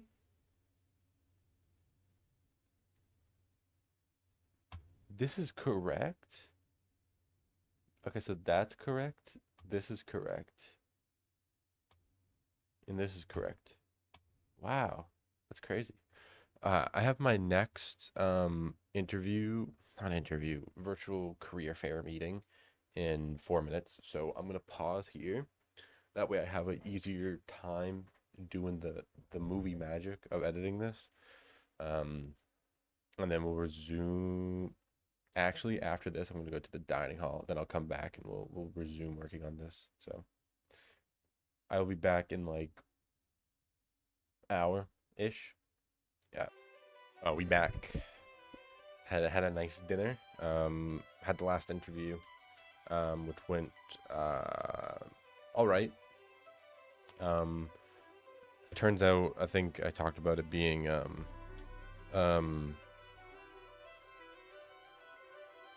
no job. It was like UI UX or whatever is the only thing I saw. They have it, and then the general purpose application, and he said just do that. They don't actually post like their internships. They post a general application and then fit you. So that's that. But we have a lot of linear algebra to do, so let's get to it. Find the general solution of a system whose augmented matrix is given below.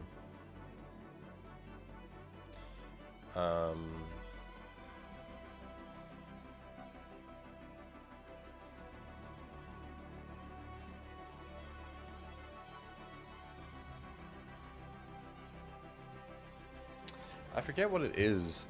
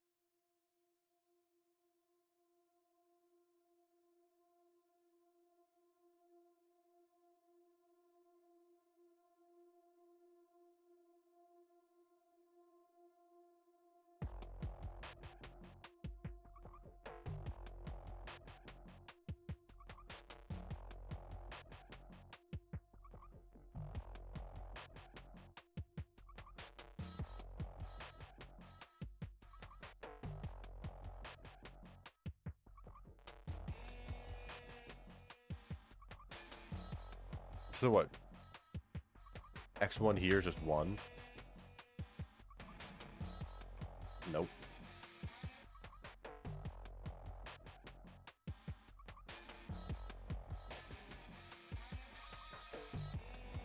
It's either this, or it's... I think it's this. Into which this is what, 1? I have no idea. Jesus. Okay. I don't get how you solve this system. So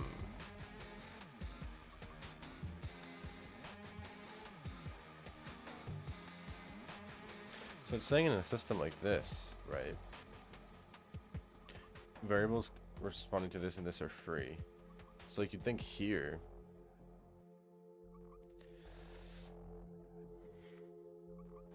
What does that help me solve this do?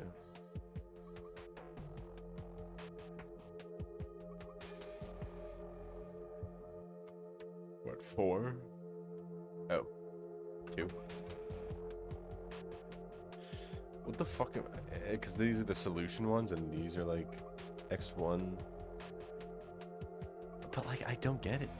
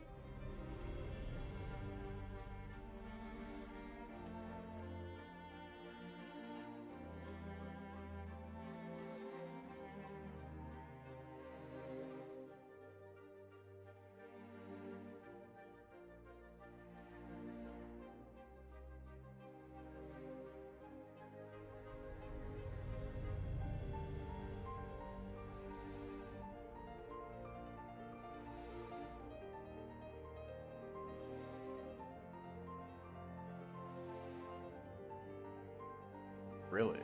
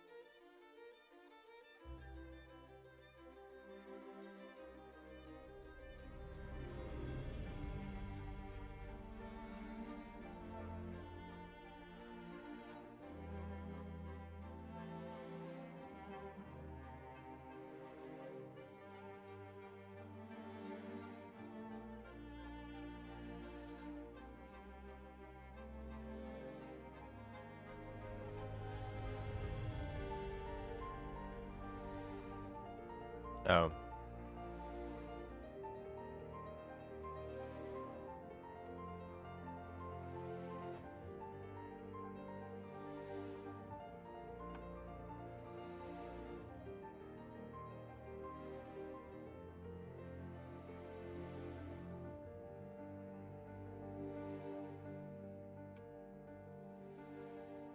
Wait, what was that? Add negative 1 times row 1 to row 2.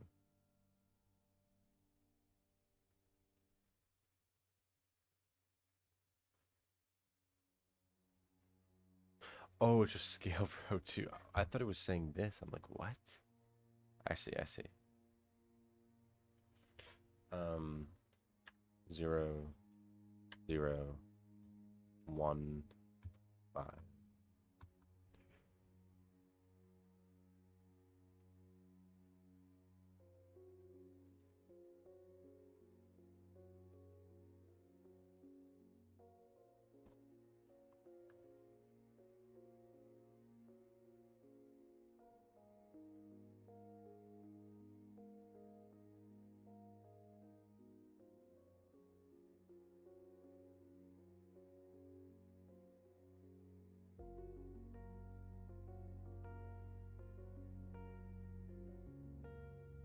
I don't think it's this.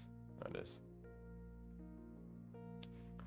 1, 3, 0.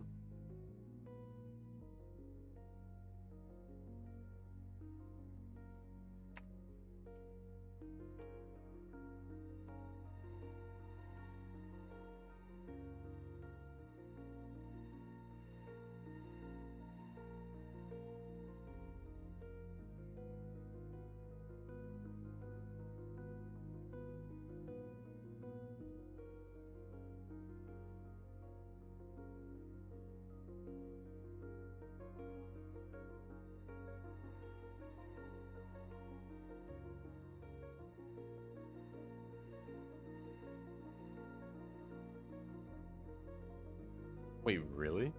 This is not an x1, x2, x3? I guess x1 or x2 is a free variable. So what, x2 is probably the free variable?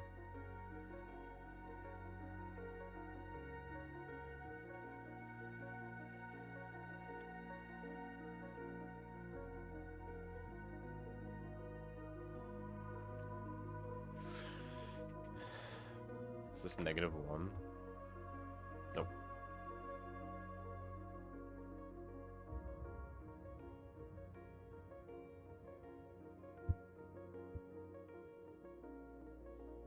It's 0?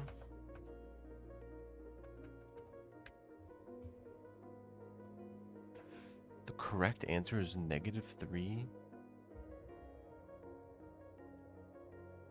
Negative Wait, so x1 is equal to -3, -3x2.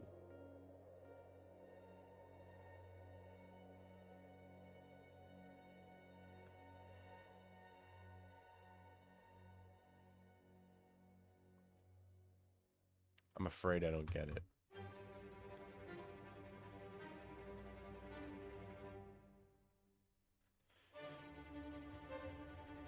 ChatGPT, help me out here.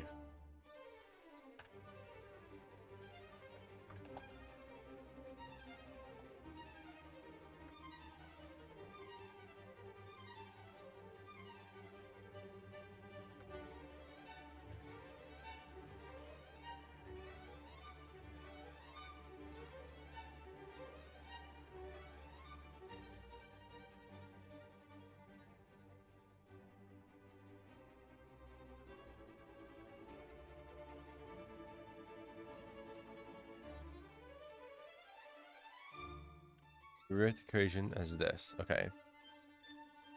x1, oh, we just solve for x1, so we just say x1 is equal to, we minus this from here.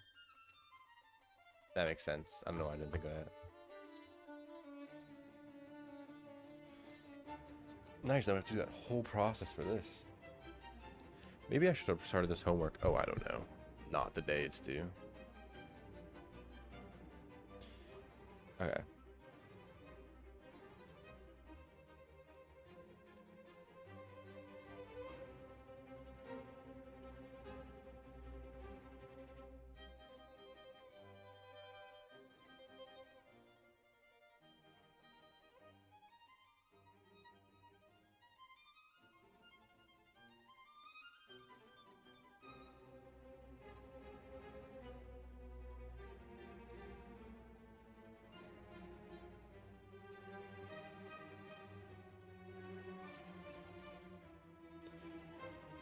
So I want to zero out.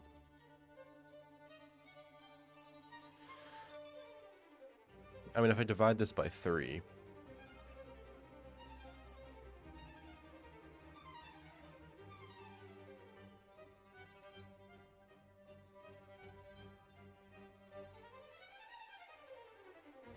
but no, I want to, oh, it'd be 3 times this. It'd be row 2 is equal to row 2. Sorry. Row 2 minus 3 times row 1. 3 times row 1 would be 3. 12. 3. -9. And so this would result in 0, 0, 0, minus 3.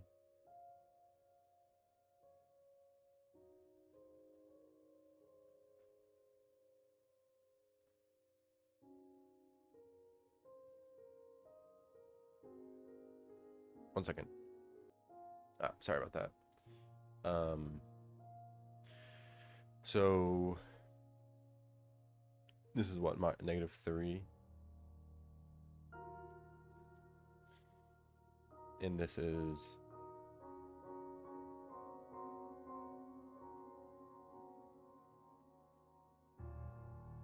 -6.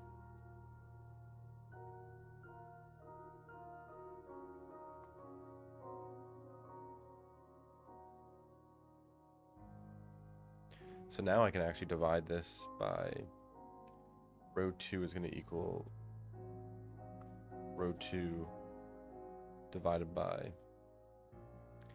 -1/3. So we're going to get 1, 4, 1, -3, 0, 0, 1, 2. Right?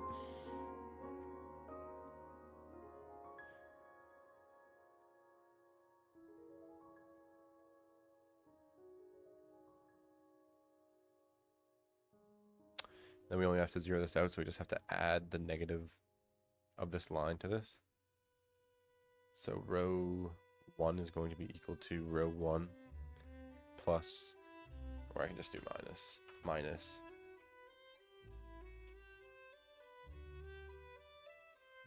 row 2. 1, 4, 0.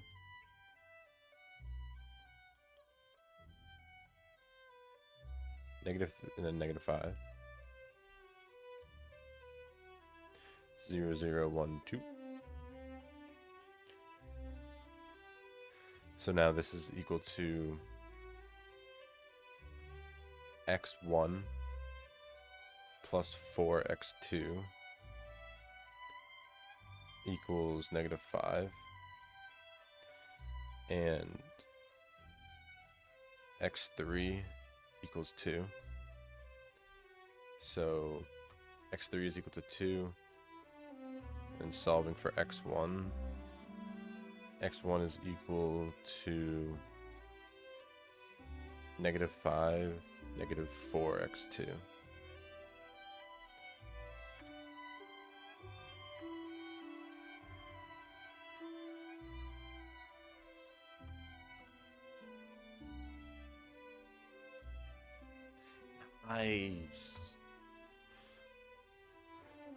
God, these questions take so long to get through, bro.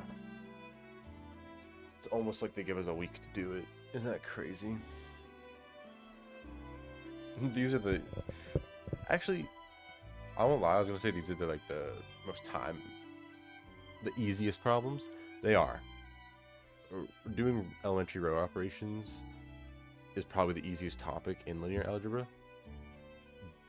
But at least for a low scale linear algebra class, it's definitely, I think, the most time consuming. Definitely eats up a lot of time. Anyways.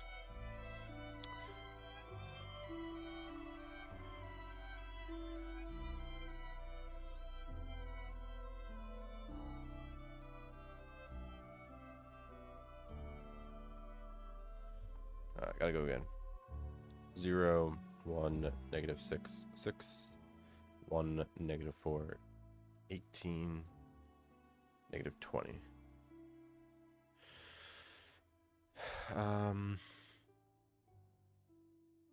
So I want to zero out this and this, so I can do...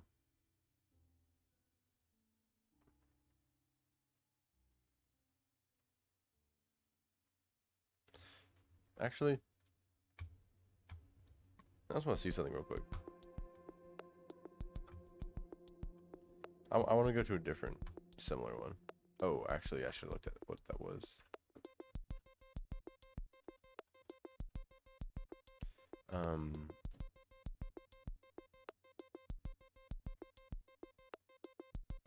So here,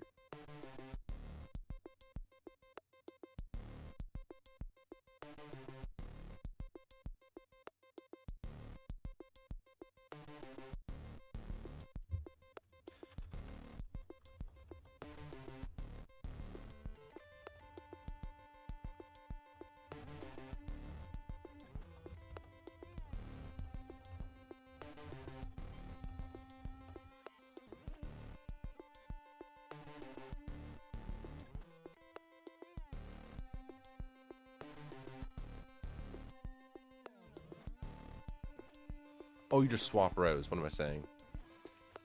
That's a valid operation. So you swap rows first. I forgot that's actually a thing you can do.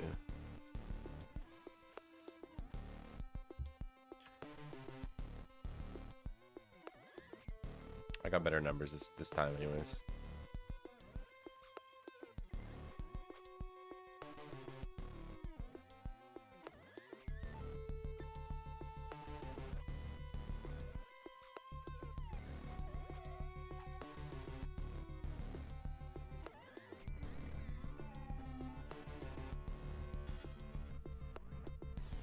Okay.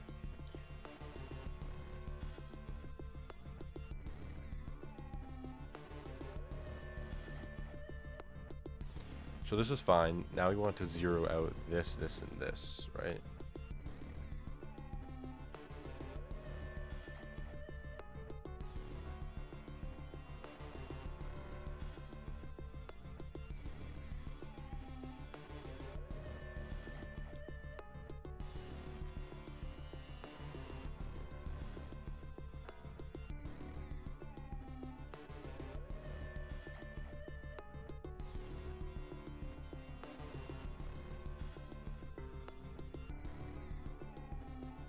How do I remove this without removing this? I guess maybe I just...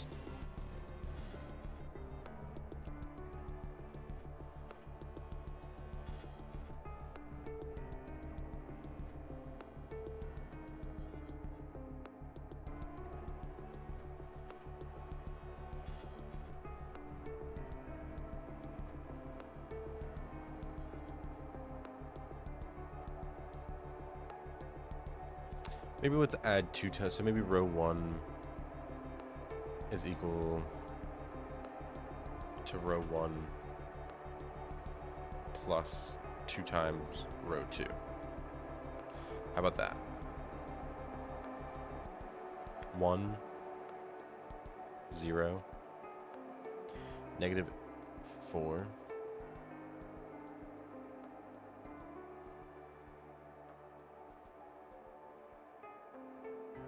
4, 0, 1, negative 4, 6.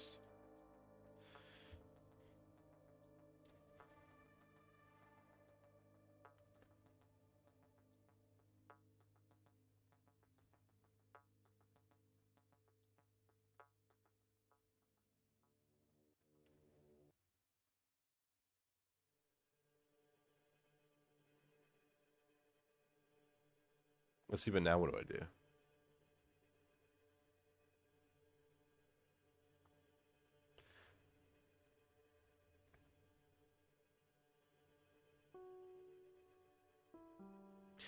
Okay.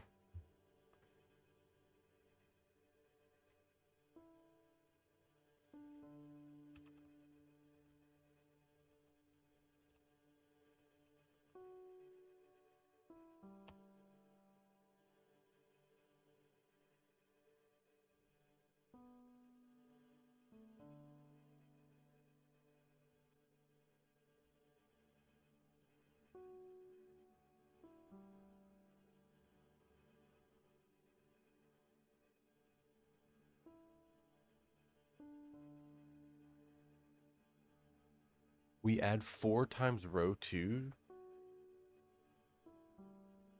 to row 1.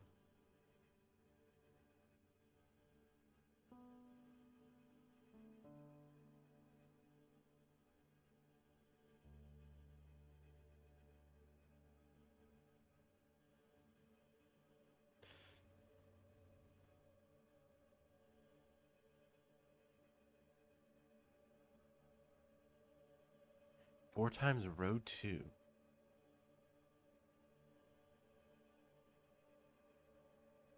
One is 1 plus.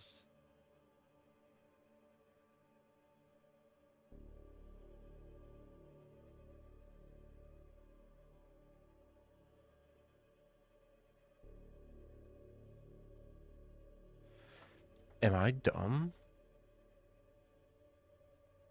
This is row, what, 1? This is row 1 plus this. Is 4 times?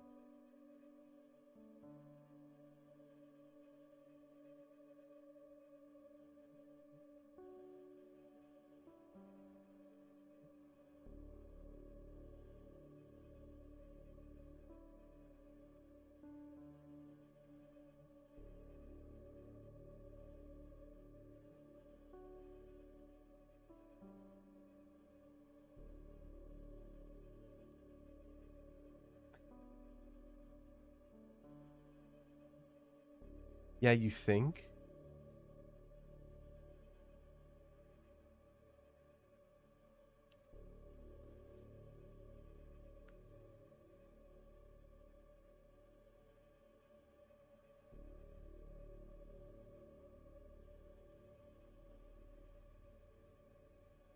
We subtract 4 times.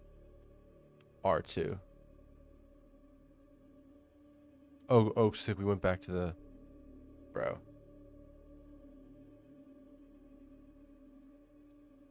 What are you saying to me right now? This is just not correct.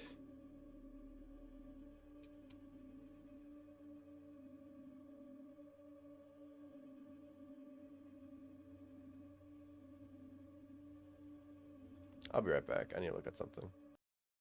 Okay, gangy. I I finished up the homework and the quiz. Started the next homework. It's a little complex, so I'm gonna do that after the recording because I need to edit this video, which is like the first video ever that I'm actually gonna have to edit.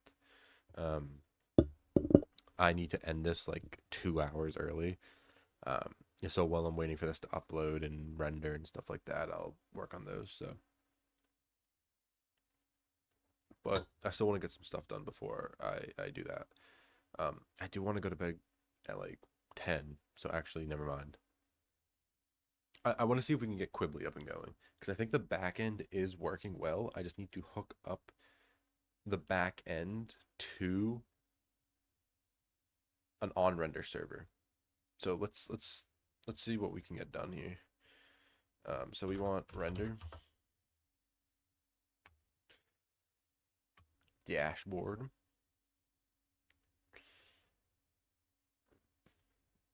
We want to add a new web service. Quibly. Um, branch. I don't think it is main. I think it is master branch, right? Master branch. Master root directory. So build command. Render runs this command to build your app, and I think this is npm start, right?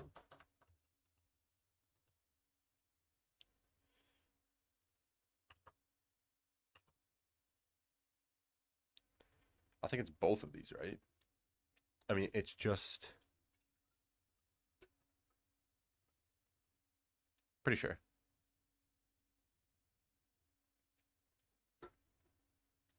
Environment variables. I'm gonna go look at that real quick. I'll be right back. I'm back. Um, this is failing because of a .env module failing. Um,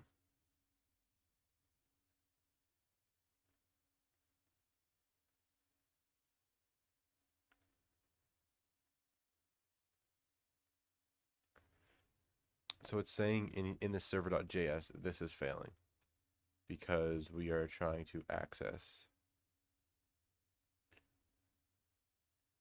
Weird.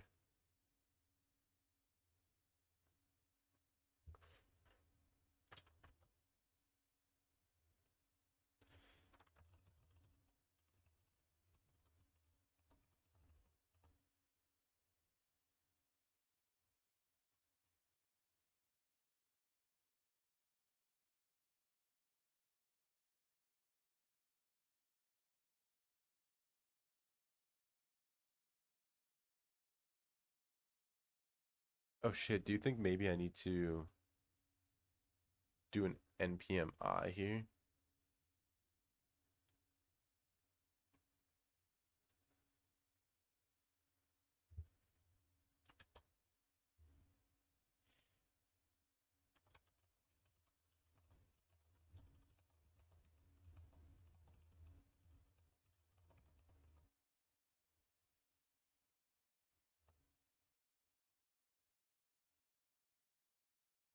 Isn't it like in the build command or something like that?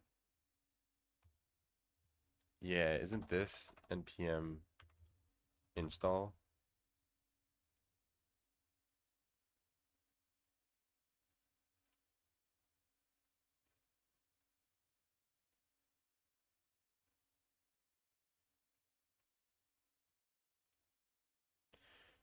Running build command npm install. There we go.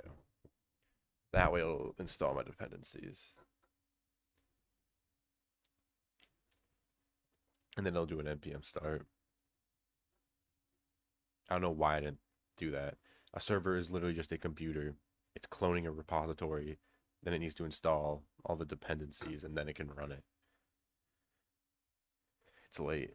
Cut me some slack. Build successful, but I doubt it's deployed.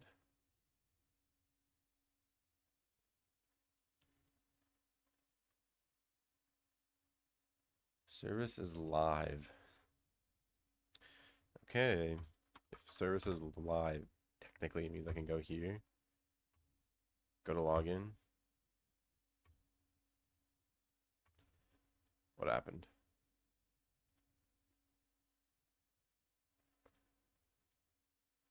Incoming post request.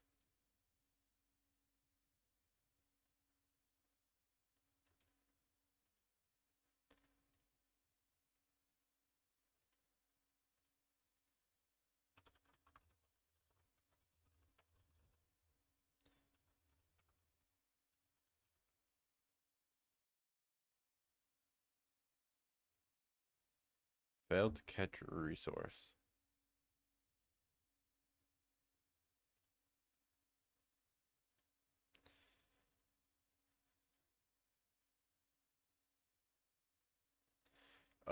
Cores.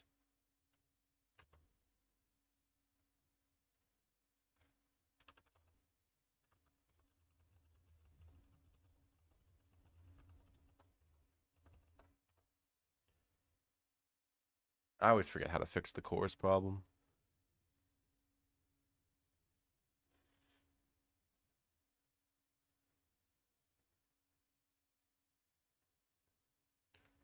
From any origin.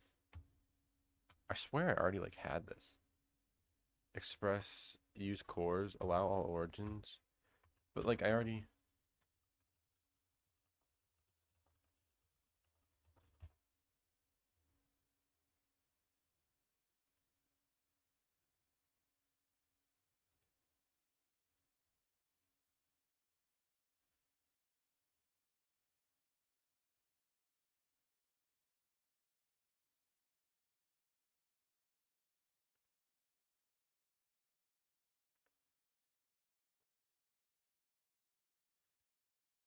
okay, so we're doing an origin callback. If not origin, return callback. If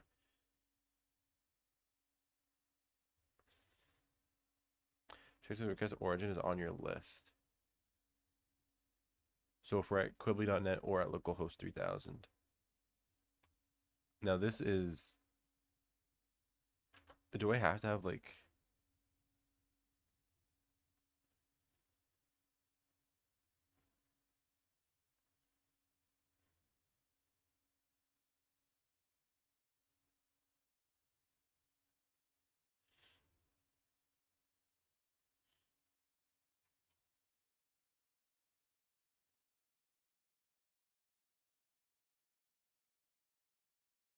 my routes here? I mean, I'll replace the server.js this. I wonder if like hmm,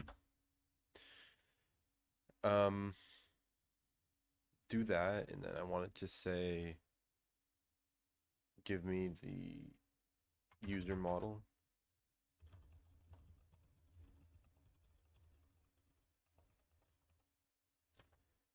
Yeah, so I wanted a little more there.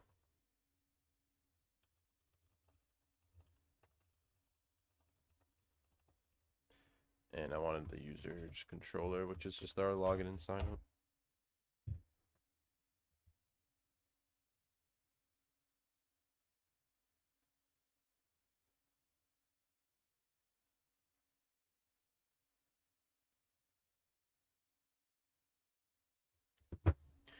Backend browser controller look fine.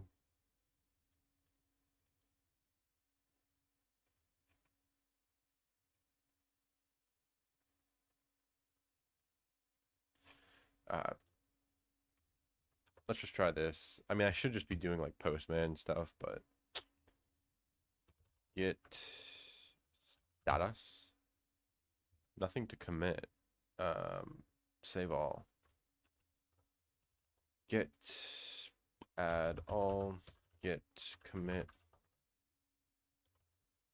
cores updates. Get push origin master. Okay, let's go back here. And let's do a deploy latest commit.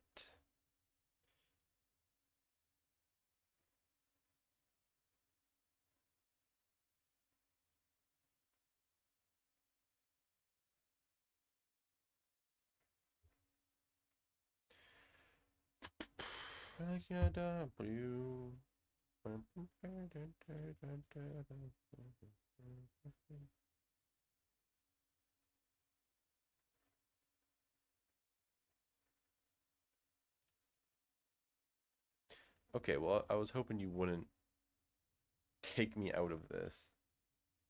I'll get that after.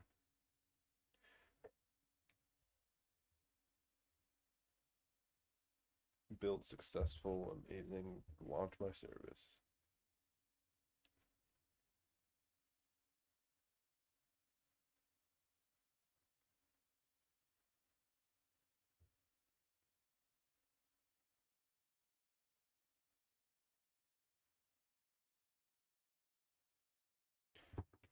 Beautiful.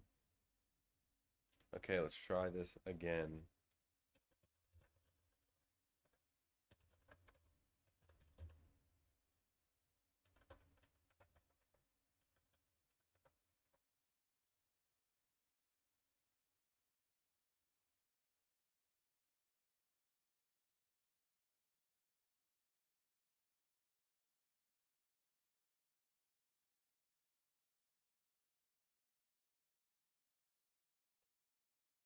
I think it's just like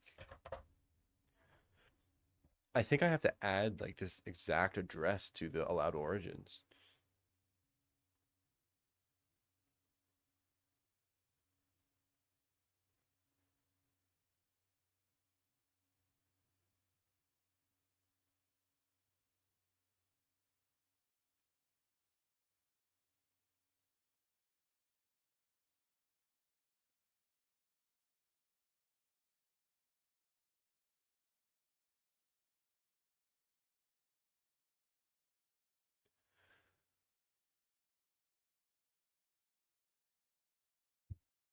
Okay. Here, let's try Postman as well. I don't want to just keep testing this.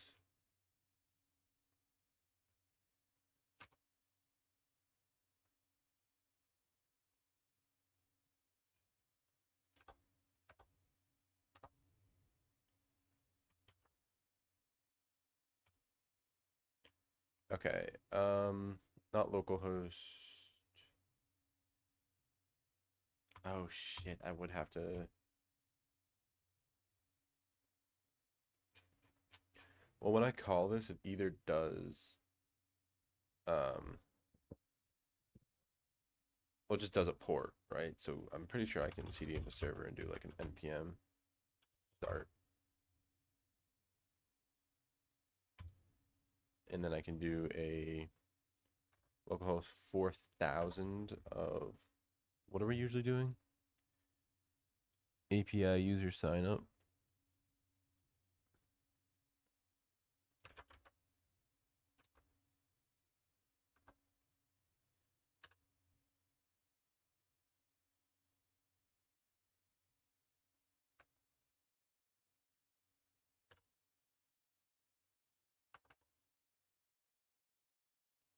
User sign up. Um, with the body being, what were we passing through for body? Okay, yeah, just don't show me. Really?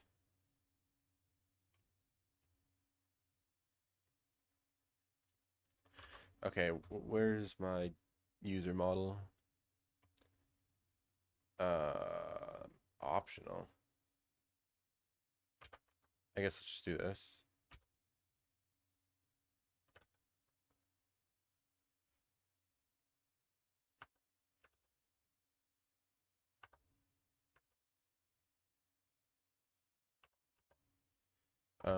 Email, password.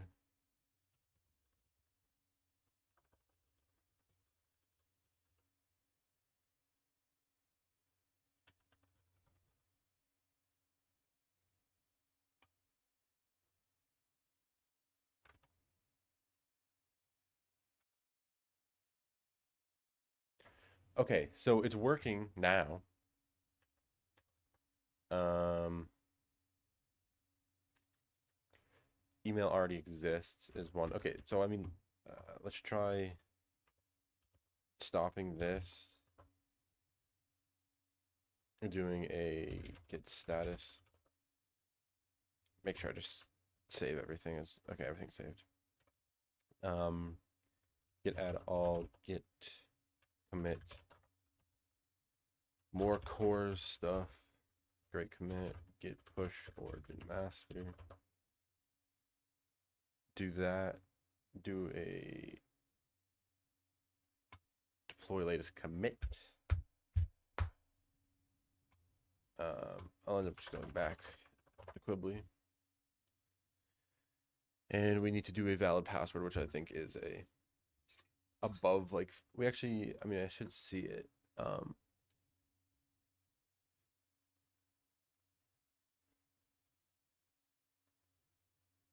Password. Wait, where do I have it? So sign up is this validation?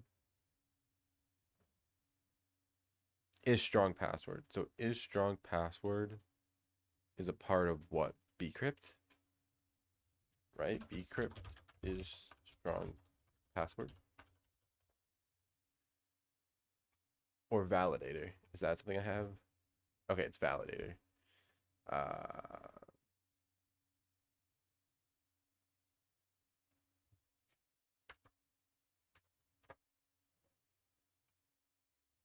okay, I don't know if this is what I want. Um, oh, here it is. Is equal, is a verical, is strong password checks. So, oh, what the fuck? That's a lot. So minimum length is 8 characters, with a minimum lowercase is 1, a minimum uppercase is none, min numbers is 1, min symbols is 1. And I think that's all. All right, so at least so this is just the is strong. I should have an indicator on the actual website though, to be honest. That was at 822. So ideally now I can say maybe this is already an email actually. Test 123. Test 123. Still cross origin blocked.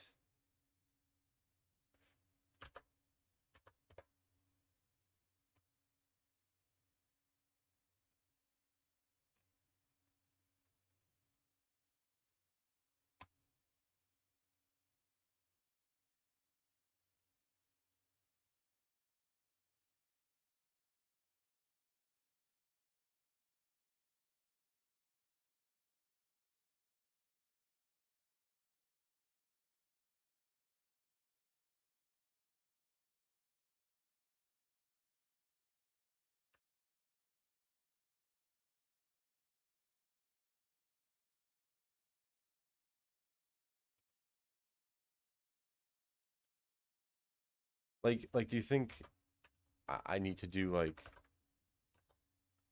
technically it's coming from here now?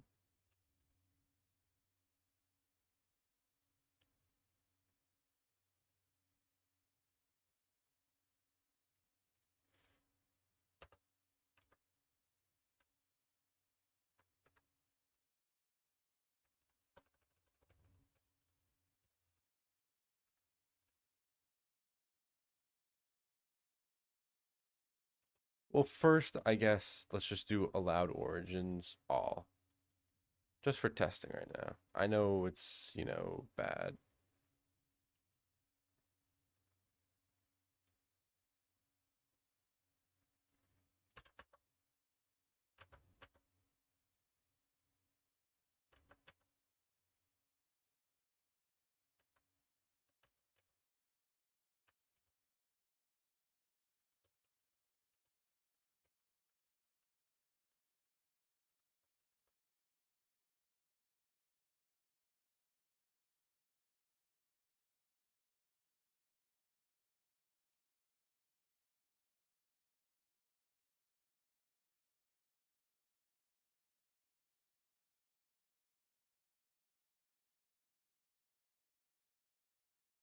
Okay, beautiful. Obviously, this isn't what I want to do because of security reasons, blah, blah, blah, blah, blah. Um,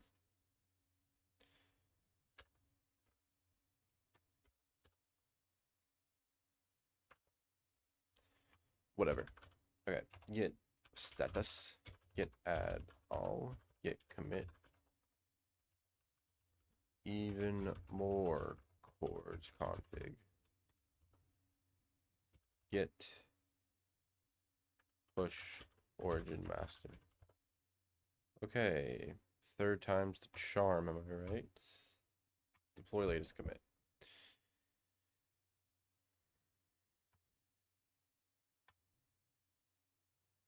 What is actually the code on this? Network performance memory storage application? Right here, I think.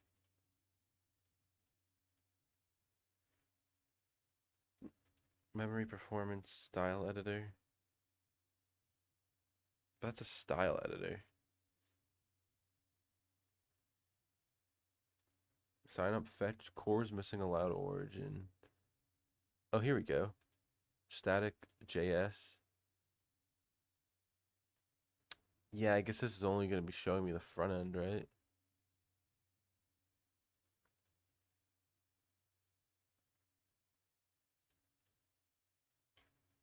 Damn. Oh well.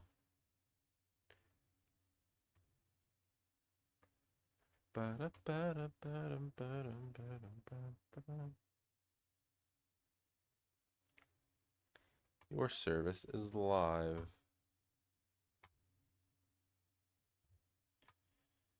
Okay, take number 500. Actually, it doesn't even matter.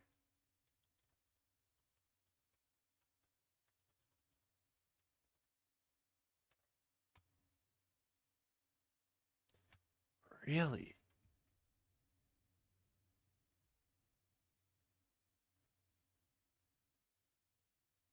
It's got to be that this thing isn't like updated yet. Oh my God. Wait. Give me, what would it be?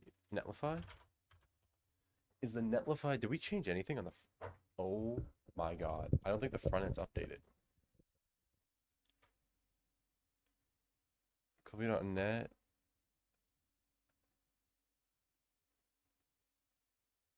Deploys. When was the last deploy? Today, here, canceled. Clear cache and deploy site. Why were they all canceled?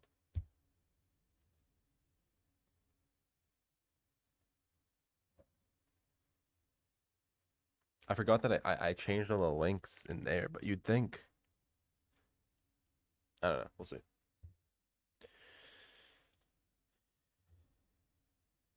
Three hours. Fun, fun, fun.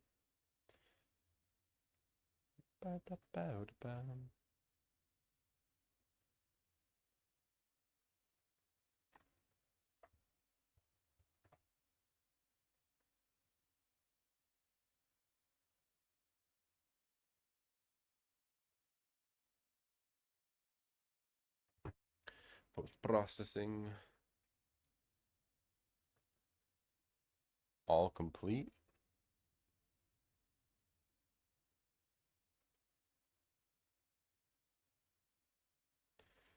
Uh, I think I just need to give it a second to kind of like sit.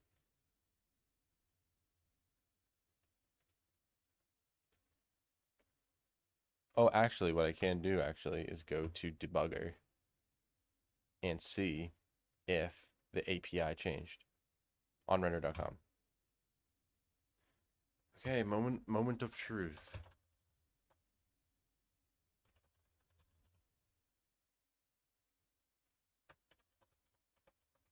Will it work? Nope. Still a cores error.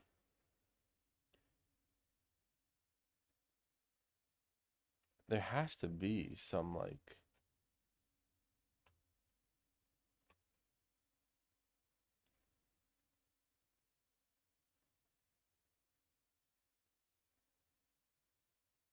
Okay, so like let's start from the bottom up.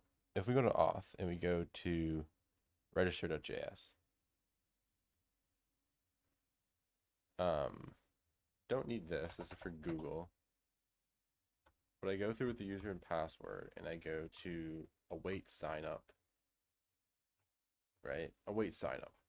Now sign up is a hook, which is use sign up.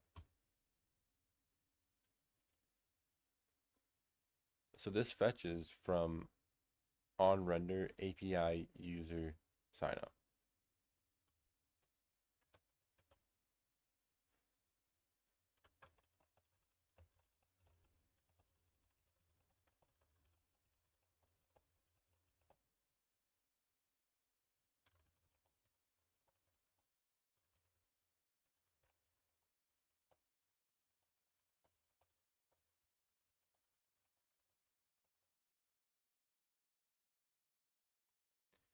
Ba-da-bum-bum-ba. Um,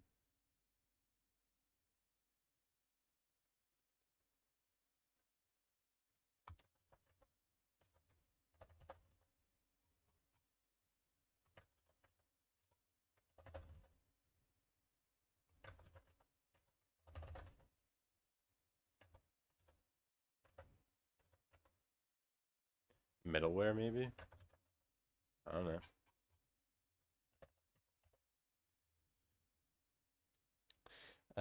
Bum-bum-ba-dum-ba.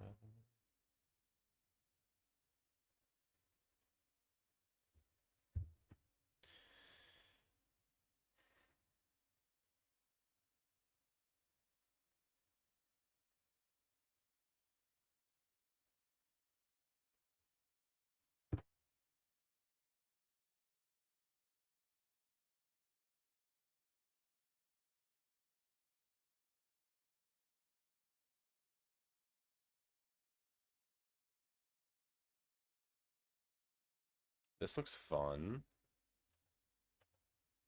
Do we have an add options? I thought it was like an add options all, right? App dot options. Looks like all.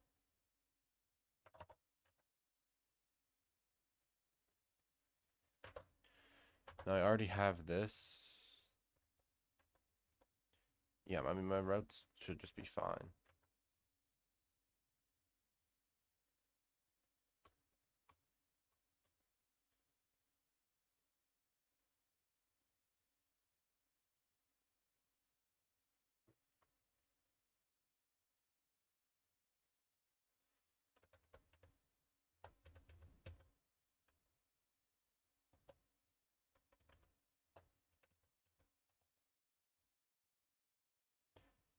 Okay, let's try that.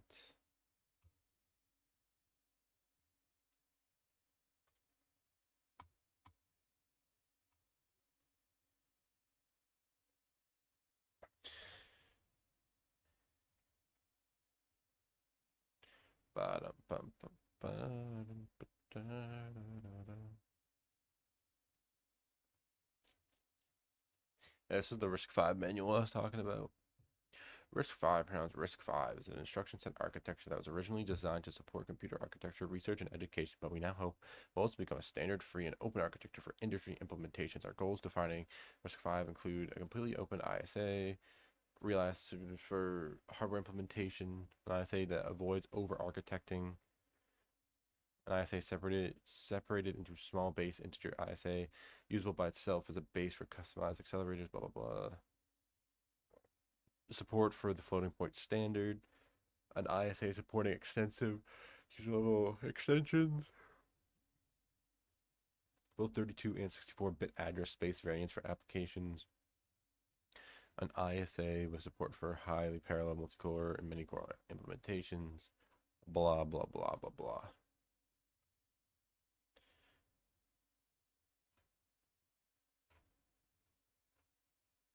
RISC-V overview. The RISC-V ISA is defined as a base integer ISA, which must be present in any implementation plus optional extensions to the base ISA. Base integer instruction set architecture is very similar to that of early RISC processors, expected with no branch delay slots, with support of optimal variable instruction encodings. The base is carefully restricted to a minimal set of instructions sufficient to provide a reasonable target for compilers, assemblers, linkers, and operating systems.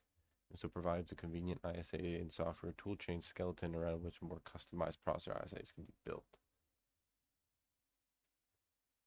Yay. Okay. Moment of truth. I've said this 5 times.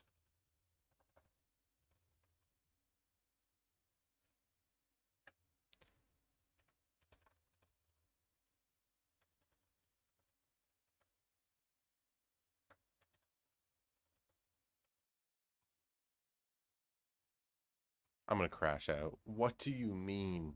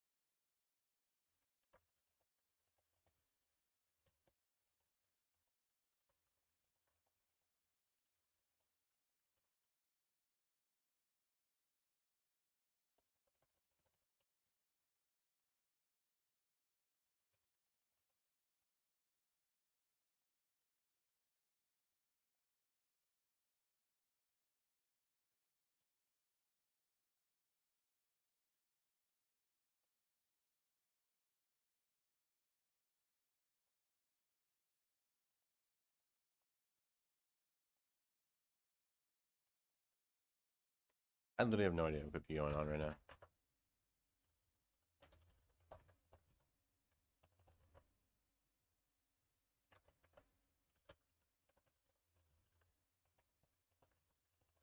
It's not gonna be the model though.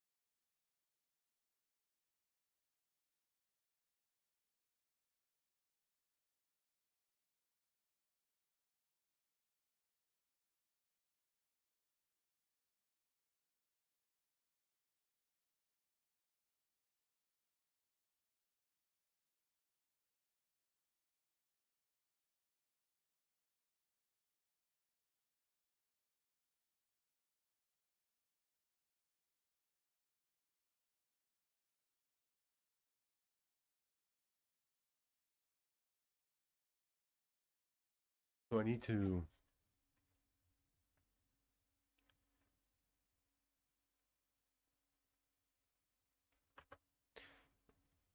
So I remember looking at that.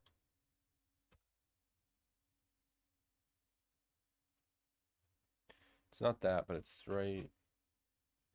Maybe it's not in here.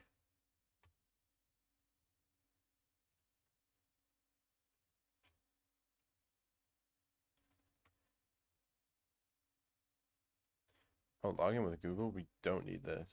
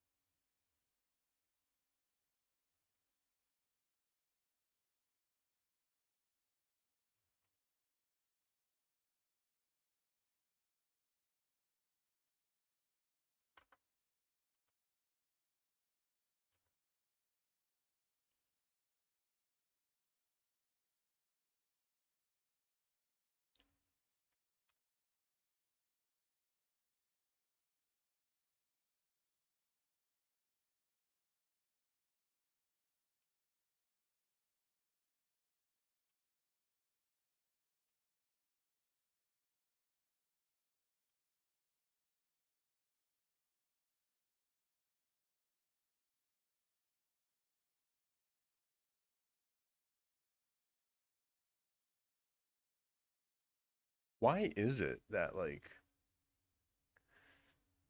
this is doing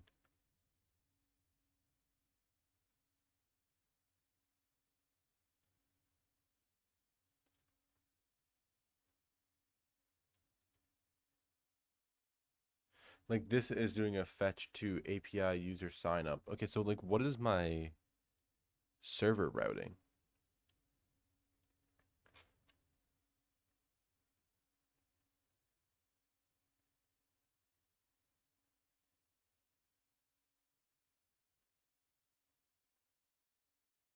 But okay, this is the confusing thing is beforehand it was working, right? It was working.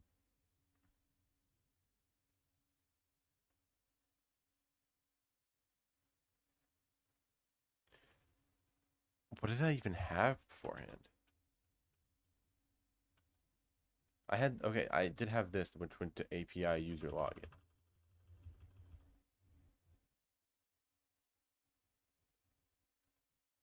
Oh,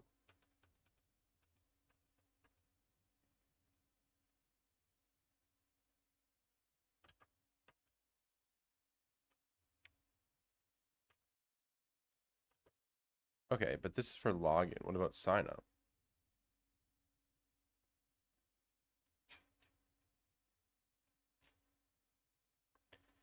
Okay, again, don't need this. Where would this be coming in from, though? Um,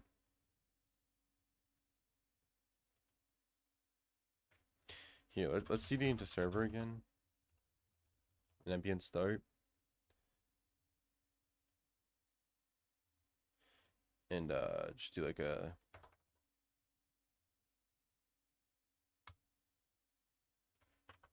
okay. So now if I go to MongoDB,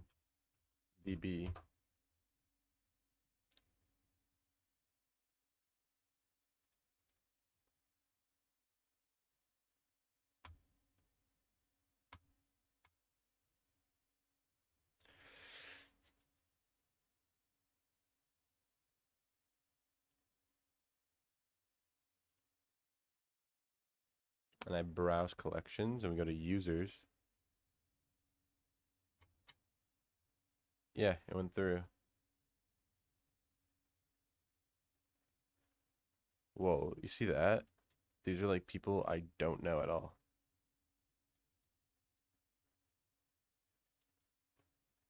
These are random people. That's kind of cool. Um,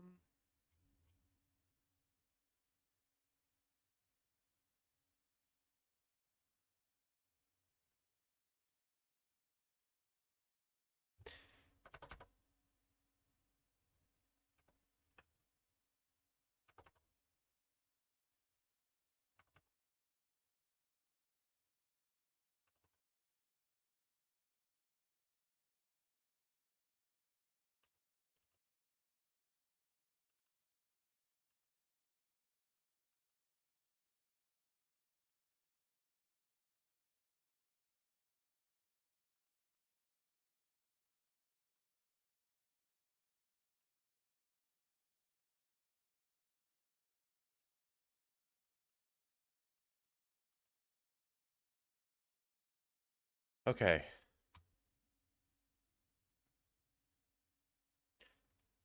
Let's do another one of these.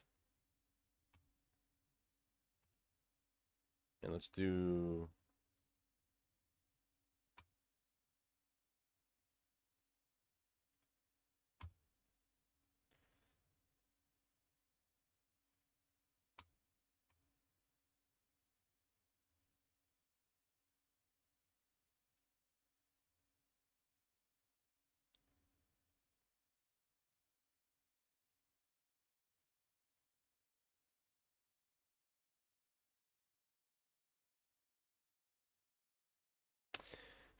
uh well those are doing that.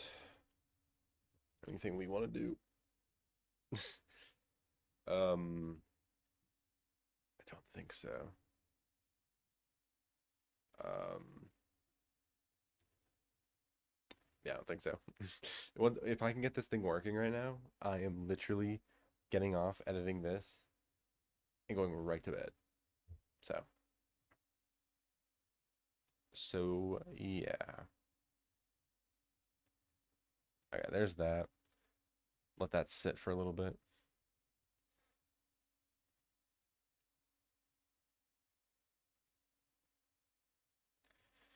Bury me, bury me.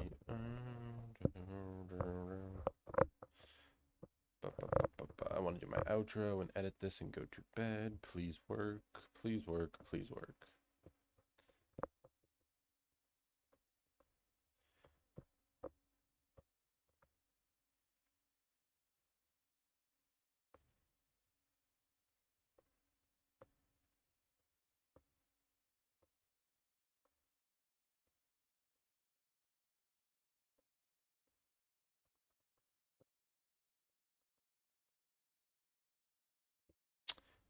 Okay.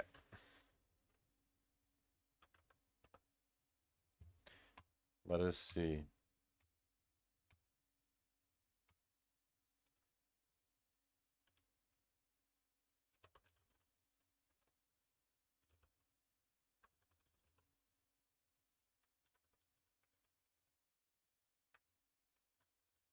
I don't think it's gonna work, but